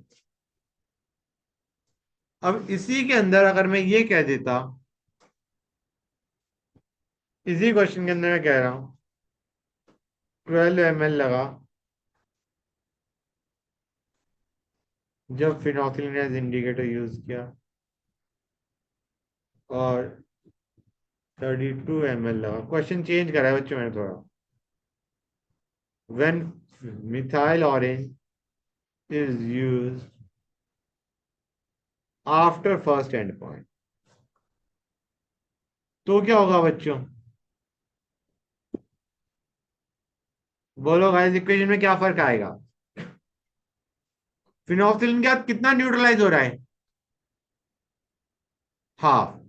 2x का हाफ है ना। 2x for the milliequivalent of Na2CO3, तो उसका आधा न्यूट्रलाइज हो रहा है। x is 12 into 0.1। हाँ है ना बच्चों? और आफ्टर फिनोक्सिलिन एज इंडिकेटर जब तुम्हारी न्यूट्रलाइजेशन हो चुकी है, अब कितना बेस बच गया है? टोटल कितना था हमारे पास? 2x plus y was the total milliequivalent of base. x neutralize हो चुका है तो बचा कितना है? x plus Y. Na2CO3 आधा, 2x का आधा बचा है ना बच्चों, x बच गया। और NaHCO3 पूरा बच गया।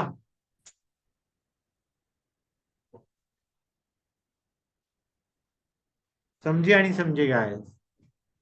क्लियर और नॉट बच्चों? कितने बच्चों को ये चीज क्लियर है? उसी क्वेश्चन में अगर हमें ये इंफॉर्मेशन दे रखी होती that methyl orange is used after first end point, तो ये इक्वेशन बनती है हमारी। कितने बच्चों को ये चीज समझ में आ गई है? बोलो guys, everybody is clear?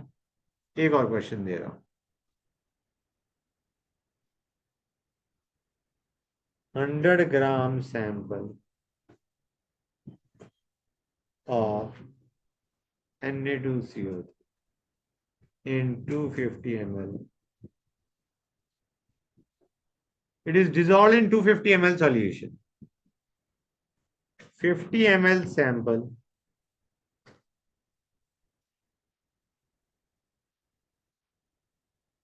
required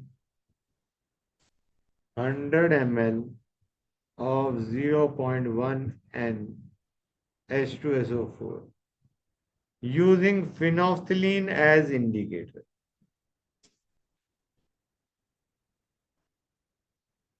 Find, मैं 100 के बजाय 150 ले रहा हूं। I am changing the question, 150 gram. Find percentage purity of Na2CO3। जब हमने फिनोल्फथालीन एज इंडिकेटर यूज करा तो इतनी वॉल्यूम ऑफ इतना normal H2SO4 was required. Find percentage purity of Na2CO3। Let the grams of Na2CO3 be x।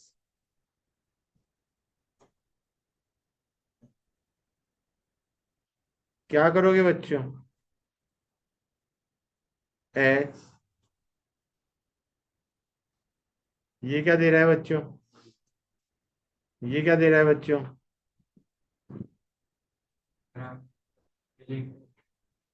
ये क्या दे रहा है बच्चों? Moles, gram equivalent, milli equivalent. Milli equivalent in, milli equivalent in 250 ml solution. उसका 50 ml sample में कितने milli equivalent होंगे? These are the total milli equivalent of Na2CO3। उसका न्यूट्रलाइज कितना हो रहा है? Half is equal to milli equivalent of H2SO4। हो गया बच्चों, खत्म। समझ में आया नहीं आया? कितने बच्चों को ये चीज क्लियर हो गई है? और डबल इंडिकेटर हर एक बच्चे को क्लियर है? डबल के इंडिकेटर हुआ है? कितने बच्चों को ये चीज बिल्कुल क्लियर है? Everybody is clear with that? That's good.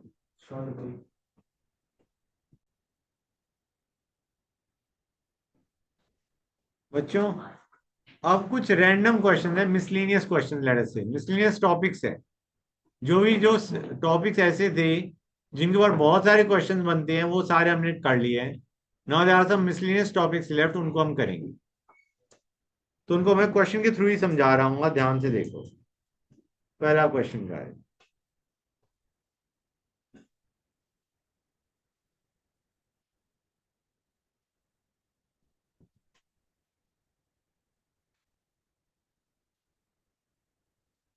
0.1 gram metal reacts with 46.6 ml O2 at STP to form metal oxide. To form metal oxide. हमें पूछा गया है what is the equivalent weight of metal. What is the equivalent weight of metal बच्चों? अब देखो guys, इसे कैसे करेंगे? यू रिमेम्बर हमने एक रिएक्शन सोची थी, A plus B giving C plus D, right? उसमें अगर मोल से कर रहे हो, you need the balance equation, right? लेकिन अगर ग्राम इक्विवेलेंट की टर्म में देखा जाए, we had a very simple equation, gram equivalent of A is equal to gram equivalent of B is equal to gram equivalent of C form is equal to gram equivalent of D form. याद है नहीं याद है बच्चों? मतलब gram equivalent में तुम्हारा कोई फैक्टर नहीं आ रहा होता मल्टीप्लीकेशन के लिए। We simply say gram equivalent of A reacted is equal to gram equivalent of B reacted is equal to gram equivalent of C form is equal to gram equivalent of D form. चाहे balancing कुछ भी हो, चाहे A plus B give C plus D में कोई भी ABCD हो, gram equivalent directly equate हो जाते हैं। हाँ है ना? अब क्या है यहाँ पे मैं कह देता हूँ, gram equivalent of metal reacted will be equal to gram equivalent of O2 reacted will be equal to gram equivalent of metal oxide form। हाँ है ना बच्चों? यहाँ पे मैं कह सकता हूँ नहीं कह सकता हूँ? Gram equivalent of metal reacted is equal to gram equivalent of oxygen reacted is equal to gram equivalent of metal oxide form, right? देखो कैसे करेंगे। ग्राम इक्विवेलेंट ऑफ मेटल को मैं लिख सकता हूँ ग्राम्स बाय इक्विवेलेंट वेट ही पूछा गया है। हाँ है ना बच्चों? And this should be equal to gram equivalent of oxygen. हाँ है ना? ग्राम इक्विवेलेंट ऑफ ऑक्सीजन के लिए पहले वो मोल्स ऑफ ऑक्सीजन चाहिए। मोल्स ऑफ O2 क्या होंगे बच्चों? 1 second गाइस।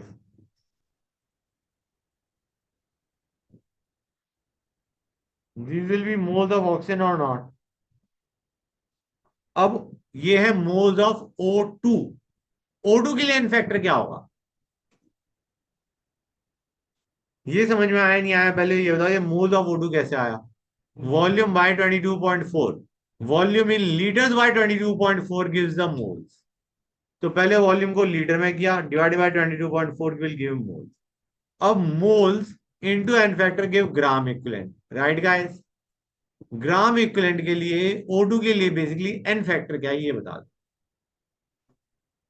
बेटा। रिमेंबर मैंने तो एक चीज बताई थी, जब O2 की बात कर रहे थे मैंने कहा था अगर तुम ऑक्सीजन की बात कर रहे हो, O की बात कर रहे हो, तो valency is the n factor. Remember that. O के लिए अगर तुम एन फैक्टर देख रहे हो, सुनते आओ बच्चों, O के लिए अगर एन फैक्टर देख रहे हो, it is the valency. Clear है यहां तक?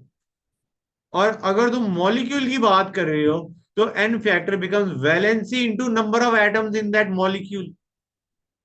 अगर तुम एलिमेंट की बात कर रहे हो, ओ की बात कर रहे हो, ओ के लिए एन फैक्टर देख रहे हो, it is valency. O two के लिए एन फैक्टर देख रहे हो, it is valency into number of atoms in the molecule of that element. याद आ रहा है नहीं याद आ रहा है बच्चों? ये कितने बच्चों को बिल्कुल याद नहीं है? ये हमने ग्राम इक्विवेलेंट के टाइम पे पढ़ा था, जब हम ग्राम इक्विवेलेंट में इक्विवेलेंट वेट फॉर एलिमेंट देख रहे थे। अगर ओ के लिए देख रहे हो तो वैलेंसी क्या होती है ओ की? 2।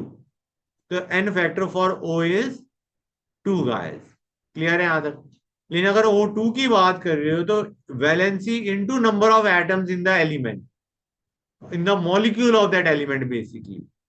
तो it will be 2 into 2 which is equal to 4। समझ आया नहीं आया बच्चों?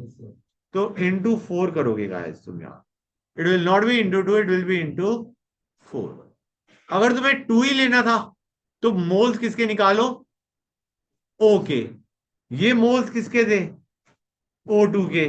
तो O2 से पहले तुम निकालो मोल्स ऑफ O, और फिर मोल्स ऑफ O के बाद एन फैक्टर ऑफ O से मल्टीप्लाई कर दो, जो कि क्या होता है? 2।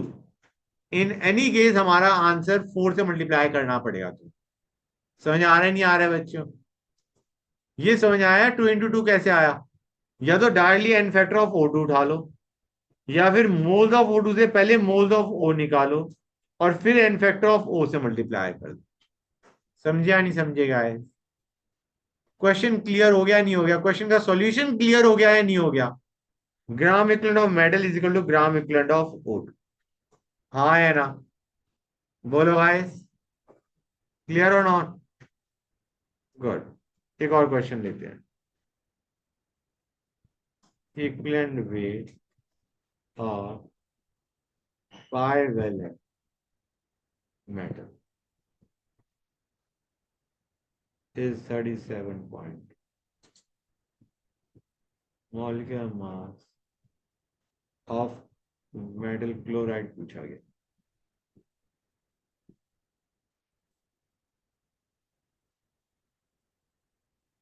ये क्वेश्चन है बच्चों। गाइस बाइवैलेंट मेटल है, ध्यान से देखो इसे कैसे करेंगे। इसको तुम नॉर्मली भी सोच सकते हो, बाइवैलेंट मेटल मतलब मेटल की वैलेंसी इज 2 बच्चों। हाँ है ना? मेटल की वैलेंसी क्या है? 2। अब दैट मीन्स कि जो मॉलिक्यूल होना चाहिए मेटल क्लोराइड होना चाहिए, दैट शुड बी MCl2। हाँ है ना? क्लियर है यहां तक? कोई डाउट किसी बच्चे को? अब हमें पूछा गया है what is the molecular mass of metal chloride. तुम M का मास लो, 2 क्लोरीन का मास लो, ये एक तरीका है सॉल्व करने का। हाँ है ना?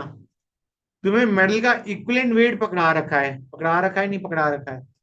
इक्विवेलेंट वेट से एटॉमिक मास निकाल सकते हो नहीं निकाल सकते हो बच्चों? कितना आएगा? कितना आएगा गाइस? अगर इक्विवेलेंट वेट मेटल का ये है, इक्विवेलेंट वेट का फॉर्मूला क्या होता है? Atomic mass by n factor. हाँ है ना?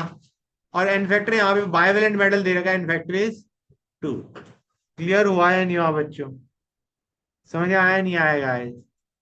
तो हमारा इसका अगर हमें मॉलिक्यूलर मास चाहिए, it will B mass of M plus mass of 2 chlorine. It will B 35.5 into 2 plus plus atomic mass of metal, equivalent weight of metal 37.2 दे रखा है, तो एटॉमिक मास ऑफ मेटल क्या होगा? Into 2।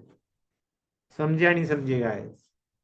This is one way to solve. एक और तरीका क्या है जो कि इंपॉर्टेंट है, दूसरा तरीका भी इंपॉर्टेंट है, आगे के क्वेश्चन में तुम देखोगे उसे। गैस मुझे एक चीज बताओ, तुम्हें मैंने बताया था ना equivalent weight of a compound is sum of equivalent weight of its ions. Equivalent weight of metal plus equivalent weight of, ये मेटल क्लोराइड दे रखा है, हम कह सकते हैं equivalent weight of metal chloride can be written as equivalent weight of metal plus equivalent weight of chlorine. याद आया नहीं याद आया बच्चों? Equivalent weight of metal chloride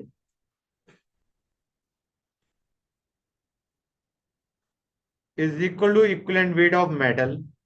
कितना होता है बच्चों इक्विवेलेंट वेट मेटल का? कितना दे रखा है हमें? और इक्विवेलेंट वेट ऑफ क्लोरीन कितना होता है गाइस?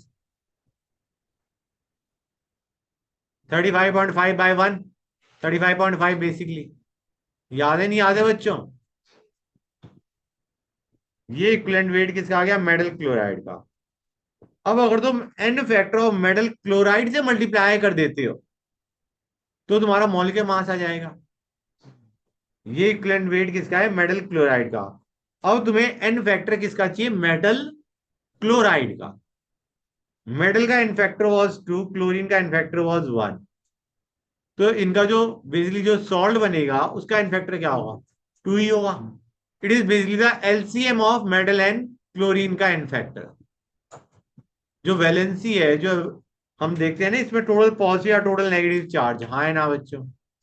तो डू यू रियलाइज और नॉट, MCl2 के अंदर जो n फैक्टर आएगा मेटल क्लोराइड का, it will B n factor of metal plus n factor of chlorine का एलसीएम।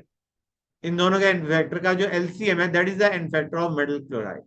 यहाँ पे 2 और 1 का एलसीएम आ गया 2, तो n factor for metal chloride is 2।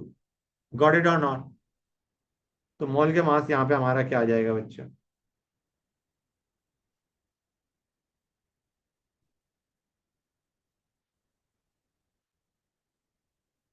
Into 2। Clear है नहीं? अगर तुम्हें इक्विवेलेंट वेट ऑफ सॉल्ट चाहिए, it is the LCM of the n factor of its ion. n factor of salt is the LCM of n factor of its ions बच्चों। Clear है यहां तक? तो एक और क्वेश्चन ले रहा हूं मैं, एंड लेट मी नो समझ में आता है या नहीं आता है, उसे कैसे करना है। Question: molecular mass of metal oxide is given to us as 44. Equivalent weight of metal is 40. What is the atomic weight of metal?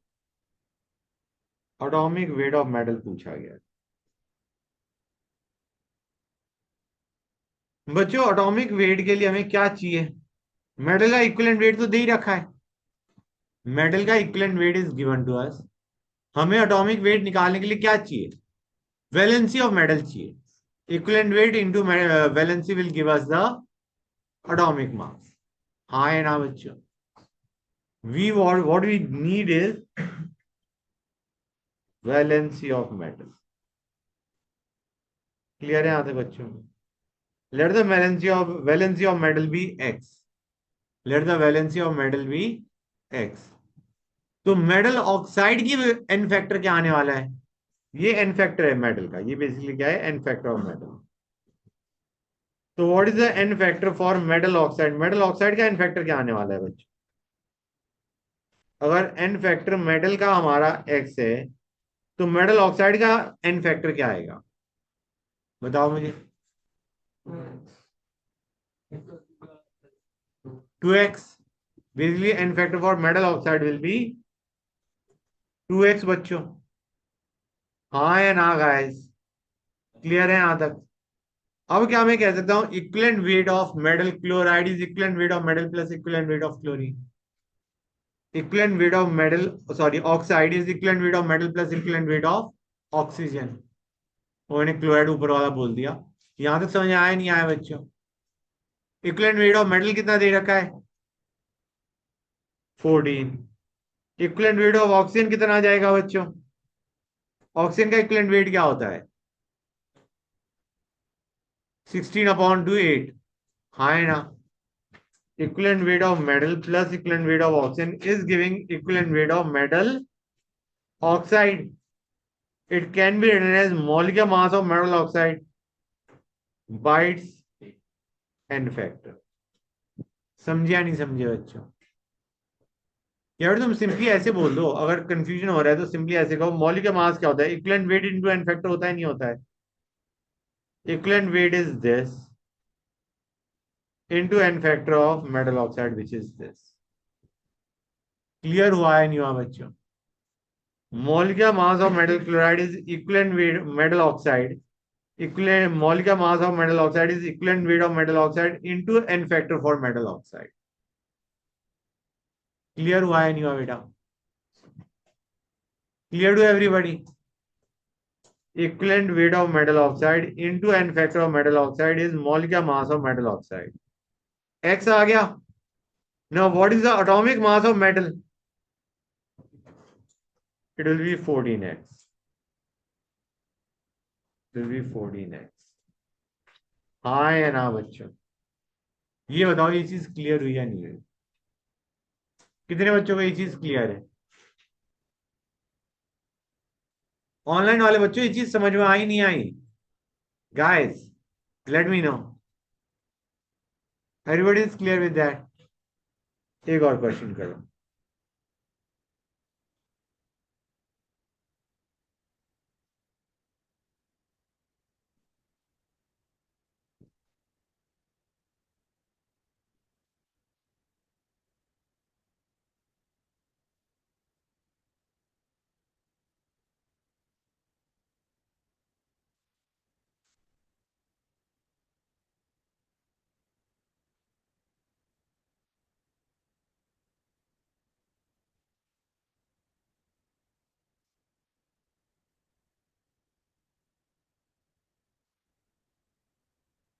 Medal लिया, पक्का हमने क्लोरीन के साथ रिएक्शन करके मेडल क्लोराइड बनाया है. मेडल की वैलेंसी एक्स मान लो, मेडल की वैलेंसी या उसका एन फैक्टर एक्स मान लो, तो मेडल क्लोराइड का एन फैक्टर क्या होगा? एक्स ही होगा, एक्स इंटू वन होगा बेसिकली. हाँ है ना, कि क्लोरीन का n factor is one, metal का n factor is x. Chlorine का जो क्लोरीन एलिमेंट की बात जब हम करते हैं तो उसका एन फैक्टर क्या होता है? वन. मेडल का क्या होता है? एक्स है. तो मेडल क्लोराइड का भी क्या होगा? एक्स इंटू वन, एक्स ही होगा. इसका एन फैक्टर इज एक्स, इसका n factor is y. Clear है यहां तक बच्चों? अब क्या मैं इसे ऐसे कर सकता हूं? हमें पूछा गया है, इसका इक्विवेलेंट वेट दे रखा है और मास ऑफ मेटल पूछा गया है. Can I write gram equivalent of metal should be equal to gram equivalent of metal chloride? कह सकता हूं नहीं कह सकता? Gram equivalent of metal will be equal to gram equivalent of metal chloride. कह सकता हूं नहीं कह सकता हूं guys? Gram equivalent of metal क्या हो जाएगा? इसको मेरे को एक्स नहीं लेते, एन ले लेते हैं, क्योंकि मैं एक्स कुछ और लेने वाला हूं. एन ले लिया. ओके गाइस, ये MCl एन हो गया. फाइन बच्चों, क्लियर है यहां तक? और let the mass of metal be x. Let the mass of metal be x. तो हमारा x बाय 12 ये क्या दे रहा है बच्चों? This is giving gram equivalent of metal should be equal to gram equivalent of metal chloride form. अब बस ये बता दो what will B gram equivalent of metal chloride में. हम उसको लिख सकते हैं ग्राम by equivalent weight of metal chloride. Equivalent weight of metal chloride क्या आएगा? ग्राम by equivalent weight of metal should be equal to grams by equivalent weight of metal chloride. What will be equivalent weight of metal chloride बच्चों?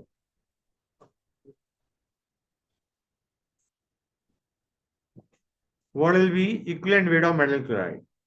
Can we write this down as equivalent weight of metal plus equivalent weight of chlorine? It will be 12 plus 35.5. हाँ या ना बच्चों? समझे या नहीं समझे guys? बोलो, बताओ गाइस, ये चीज क्लियर हुई या नहीं हुई? Do let me know. Gram equivalent of metal is equal to gram equivalent of metal chloride.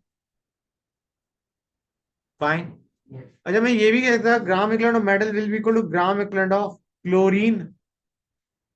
अगर ये इसके x ग्राम लिए, इसके 0.475 ग्राम बने, तो क्लोरीन का मास कितना होना चाहिए था? Bye equivalent weight of chlorine कितना है बच्चों? क्लोरीन का इक्विवेलेंट वेट कितना होगा? ये भी तो कर सकता हूं मैं. Gram equivalent of metal is equal to gram equivalent of chlorine is equal to gram equivalent of metal chloride form. X आ जाएगा नहीं आ जाएगा बच्चों, ये बताओ मुझे. बोलो गाइस, क्लियर है हर एक बच्चे को? एक क्वेश्चन और दे रहा, 1 gram of mono basic acid when reacted with Mg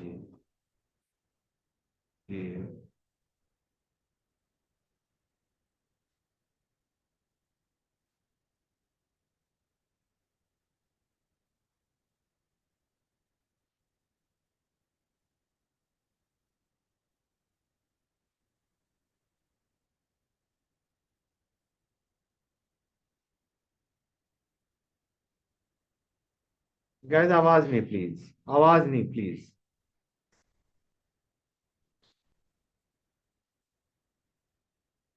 बच्चों मोनो बेसिक एसिड दे रखा है, मतलब वो कितने एच लूज कर सकता है?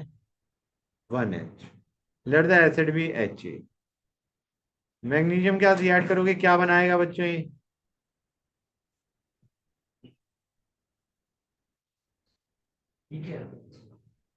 जैसे HCl मान के चलो ना गाइस, MgCl2 बनाता है ना नॉर्मली, HCl लेते हो तो यहाँ पे एक H है, तो इट विल गिव Mga2+H2।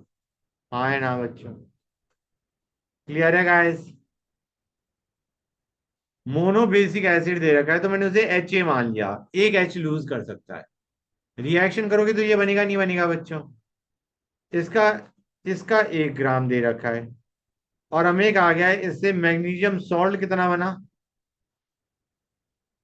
ग्राम। हमें पूछा गया है what is the equivalent weight of metal. कैसे करोगे बच्चों? कहना इसे gram equivalent of Ha should be equal to gram equivalent of metal salt. Ha के ग्राम इक्विवेलेंट कैसे लिखोगे? एक्सप्रेशन क्या बनेगा? What will be the gram equivalent of Ha? क्या एक्सप्रेशन बनेगा? 1 gram by equivalent weight of acid, let that be x. X ही पूछा गया हमें क्वेश्चन में, एक्स ही पूछा गया है।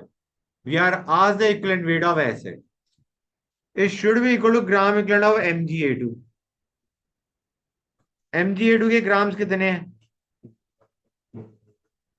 अब इक्विवेलेंट वेट ऑफ MgA2 क्या होगा? Equivalent weight of Mg plus equivalent weight of A। Mg का इक्विवेलेंट वेट कितना होता है? 24 is the atomic mass. Valency is the n factor. Valency Mg की होती है 2। I am asking what is the equivalent weight of magnesium. It will be 12, 24 by 2. Atomic mass by valency gives the equivalent weight. समझ आ रहा है नहीं आ रहा है बच्चों? तो मैग्नीशियम का हमारा इक्विवेलेंट वेट कितना है? 12। अब ए का इक्विवेलेंट वेट क्या होगा? ध्यान से देखो, Ha का इक्विवेलेंट वेट x है भाई। Ha का equivalent weight is x। Ha का equivalent weight is equivalent weight of H plus equivalent weight of A। तो A का इक्विवेलेंट वेट क्या होगा? It will B x-1। ये चीज समझ में आई नहीं आई बच्चों? x is the equivalent weight of H। It is equal to equivalent weight of H plus equivalent weight of A। इसका इक्विवेलेंट वेट 1 है, ये y मान लो। तो y क्या है बच्चों? Equivalent weight of A is x-1। समझ में आया नहीं आया बच्चों? गेटिंग द आइडिया और नॉट? ये चीज कितने बच्चों को क्लियर है? यहां पे तुम वो नहीं कर पाओगे गाइस, क्या कि तुम कहो 1.301 -1, that will not be the mass of magnesium. मतलब यहां पे तुम ग्राम इक्विवेलेंट ऑफ मैग्नीशियम से इक्वेट नहीं कर पाओगे, क्योंकि तुम्हारा दिस इज नॉट 0.301। हाइड्रोजन की तो अमाउंट पता ही नहीं तुम्हें। अगर तुम्हें ये टोटल दे रखा होता 0.1.301, ये टोटल 1.301 दे रखा होता, तो तुम कहते mg कितना रहा होगा? 0.301।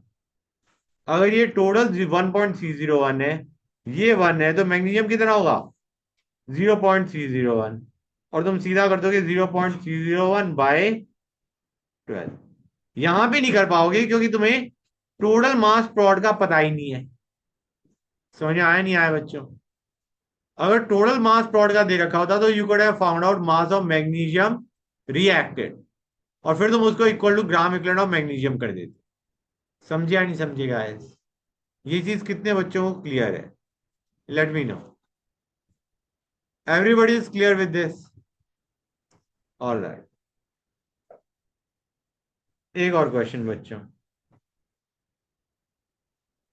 Vapour density of metal chloride is given to us as 39.5. Equivalent weight of metal is given to us as 3.8. What is the atomic weight of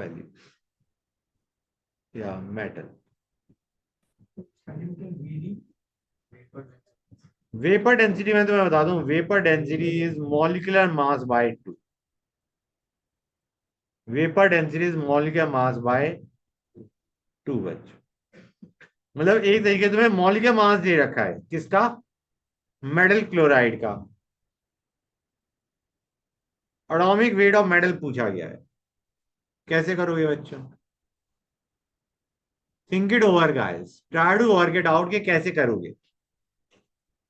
एक तरीके से तुम्हें मॉलिक्यूलर मास दे रखा है। मॉलिक्यूलर मास कितना दे रखा है? 78, 79, सॉरी 79। हाँ बच्चों, तो अब बताओ गाइस, मॉलिक्यूलर मास 79 दे रखा है, एटॉमिक वेट ऑफ मेटल पूछा गया है। क्या हम कहते हैं equivalent weight of metal chloride is equivalent weight of metal plus equivalent weight of chlorine? हाँ है ना? इक्विवेलेंट वेट ऑफ मेटल कितना है? इक्विवेलेंट वेट ऑफ क्लोरीन कितना है? Is equal to equivalent weight of metal chloride. वो क्या होगा बच्चों? Molecular mass by n factor. N factor of metal chloride क्या होगा? अगर एन फैक्टर मेटल का एन है तो एन ही होगा, क्योंकि एन इंटू एन और वन की जो एलसीएम है, that is the n factor for metal chloride. I am assuming n is the n factor for metal. समझ आ रहा है नहीं आ रहा है बच्चों? क्लोरीन का एन फैक्टर 1 होता है, तो n factor for metal chloride क्या हो जाएगा? एन इंटू 1 बच्चों। हाँ है ना? यहां से एन आ जाएगा नहीं आ जाएगा गाइस? बताओ। और equivalent weight into n will give us atomic mass of matter। हाँ या ना बच्चों? Do let me no guys. कितने बच्चों को ये चीज क्लियर हो गई? जो मैंने भी बताया क्लियर है हर एक बच्चे को? इन सारे क्वेश्चन को जो मैंने लास्ट में करवाया ना, ये इन सबको फिर से करके देखना, try it out on your own कि खुद से हो रहे हैं या नहीं हो रहे। अगर खुद से नहीं हो रहे हैं तो I should be the first to know कि सर यहाँ पे दिक्कत आ रही है। I explain it again. ठीक है ना गाइस? इन क्वेश्चन को जरूर ट्राई करना आफ्टर द क्लास। एक और चीज करवाऊंगा बच्चों आज की क्लास में। यहां तक नोट कर लिया हर एक ने? गुड। आगे चलते। Let us discuss one more topic. छोटा सा ही टॉपिक है, 15 minutes. Volume strength of SO2 in terms of oxygen. Volume strength of SO2 in terms of oxygen. इसका मतलब क्या होता है? पहले ये देखो, H2O2 decomposes to give H2O and O2। This is how it decomposes। ठीक है बच्चों? वॉल्यूम स्ट्रेंथ ऑफ SO2 का मतलब होता है volume of O2 released at STP by 1 volume of H2O2. 1 volume का मतलब ऐसे मान के चलो 1 लीटर। 1 लीटर ऑफ H2O2 से कितना वॉल्यूम O2 रिलीज हो रहा है एसटीपी पे, that is the volume strength of H2O2। Clear हुआ? 1 लीटर H2O2 से कितना वॉल्यूम O2 जनरेट हो रहा है at STP, that is the volume strength of H2O2। Clear है यहां तक बच्चों? Volume of O2 released at STP by 1 liter of H2O2 is the volume strength of H2O2। तो मान के चलो बच्चों, यहां तक क्लियर हो गया? कर लिया नोट? करो। मान के चलो H2O2 की molarity is given to us as m molar. इसका मतलब क्या है बच्चों? ये मोलैरिटी हमें दे रखी होगी या क्वेश्चन में पूछ रखी होगी। Okay guys, m molar H2O2 का है। इसका मतलब 1 लीटर सॉल्यूशन के अंदर कितने मोल H2O2 है? m। हाँ है ना? This means there are m moles H2O2 in 1 liter solution। हाँ या ना? क्लियर है गाइस? अब हमें पूछा गया था 1 लीटर सॉल्यूशन से कितना वॉल्यूम O2 जनरेट हो रहा है एट एसटीपी। 1 लीटर सॉल्यूशन से कितना वॉल्यूम O2 रिलीज हो रहा है एट एसटीपी। इसको मैं ये भी कह सकता हूं m मोल्स H2O2 से कितना वॉल्यूम O2 रिलीज हो रहा है एट एसटीपी, क्योंकि 1 लीटर में तुम्हारा m मोल्स से। हाँ है ना? 1 लीटर में H2O2 के कितने मोल्स से? m। समझ आ रहा नहीं आ रहा है बच्चों? 1 लीटर सॉल्यूशन में m मोल्स H2O2 से, तो एक तरीके हमें ये निकालना है m से कितना वॉल्यूम O2 जनरेट हो रहा है एट एसटीपी। हम कहेंगे एक H2O2 से कितना O2 जनरेट होता है? आधा। तो m से कितना जनरेट होगा? m/2। m/2 इतना मोल O2 जनरेट होगा एट एसटीपी। m/2 मोल O2 जनरेट होगा एट एसटीपी इंटू 22.4। इतना वॉल्यूम O2 जनरेट होगा एट एसटीपी। इतना लीटर ऑफ O2 जनरेट होगा एट एसटीपी। हाँ है ना बच्चों? क्लियर हुआ है नहीं हुआ guys? This is the volume strength of H2O2 in terms of oxygen.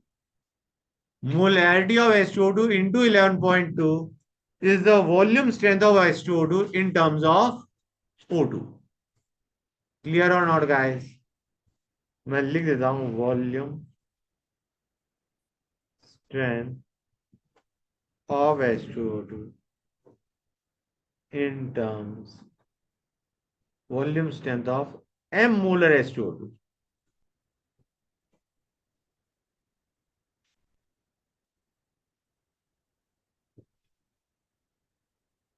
is m into 11। अब मैं तुम्हें यहां पे एक चीज और बता दूं, n factor of H2O2 is 2। n factor of H2O2 is 2। तो मोलैरिटी को मैं नॉर्मेलिटी बाय n फैक्टर लिख सकता हूं, लिख सकता हूं? तो n/2 लिख सकता हूं मोलैरिटी को, नॉर्मेलिटी बाय 2 बच्चों। Normality by n factor basically. हाँ है ना? तो ये हमारा कितना बन जाएगा? Normality into 5.6। अगर नॉर्मेलिटी H2O2 की दे रखी है, this is the formula to use. Molarity दे रखी है, this is the formula to use. ठीक है ना बच्चों? क्लियर है यहां तक? That's good. एक और चीज गाइस, कई बार तुम्हें स्ट्रेंथ पूछा जाएगा। सपोजिंग तुम्हें कह रखा है क्वेश्चन में 30 is the volume strength of H2O2 in solution in terms of तो क्या करोगे बच्चों? हमें पूछा गया 30 is the volume strength of H2O2 in terms of oxygen, find strength of H2O2 solution, find strength of H2O2 solution. हम कहेंगे 30, ये क्वेश्चन है, हम कहेंगे 30 विल बी मोलैरिटी इंटू 11.2, हाँ है ना? यहां से मोलैरिटी आ गई, मोलैरिटी का मतलब इतनी मोल सॉल्यूट है 1 लीटर सॉल्यूशन में, हाँ है ना? मोलैरिटी का मतलब है इतने मोल H2O2 है 1 लीटर सॉल्यूशन में, तो कितने ग्राम H2O2 का पर litre of solution? If m is the moles of H2O2 in 1 liter solution, then what are the grams of H2O2 in 1 liter solution? Into mole के mass of H2O2. This is the strength of H2O2 solution. ये वैसे भी तुम्हें formula याद होगा, strength का मैंने करवाया था formula, strength is molarity into molecular mass of solute. लेकिन मैंने उस फॉर्मूले को यूज करने के बजाय मैंने डिराइव करके समझा रहा कि जो मोलैरिटी निकल के आई यहां से, that molarity is another way of saying इतने मोल H2O2 है 1 लीटर सॉल्यूशन में, तो कितने ग्राम H2O2 होगा 1 लीटर सॉल्यूशन में? अगर moles of H2O2 are these much in 1 liter solution, 30 by 11.2, these are the moles of H2O2 in 1 liter solution. Then what are the grams of H2O2 in 1 liter solution? You multiply it by molecular mass of H2O2. हाँ या ना? कितने बच्चों को ये चीज clear हो गई है guys? Let me no. This is 34, molecular mass of H2O2 is 34। हर एक बच्चों को क्लियर है ये चीज? एक क्वेश्चन ले रहा हूं, 34 ग्राम H2O2 is present, हाँ, in 1120 ml solution. Find volume strength of H2O.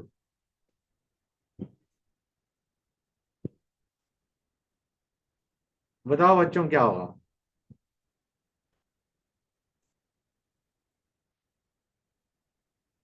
पहले मोलैरिटी निकाल लो, molarity into 11.2 will give the volume strength. कोई दिक्कत ही नहीं आनी चाहिए guys.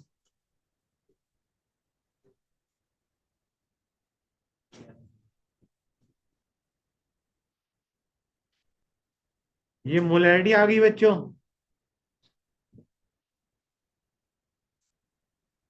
This is the volume strength of H2O2 बच्चों। प्लीज टेल मी गाइस, समझ आया या नहीं आया? Moles bye volume in litre is giving molarity into 11.2 is giving the volume strength of H2O2 in terms of oxygen बच्चों। हाँ, molarity into volume कहाँ गया है? Moles bye volume of solution in liter is giving molarity. This whole expression is giving us molarity. Molarity into 11.2 is giving us volume strength of H2O2 in terms of oxygen.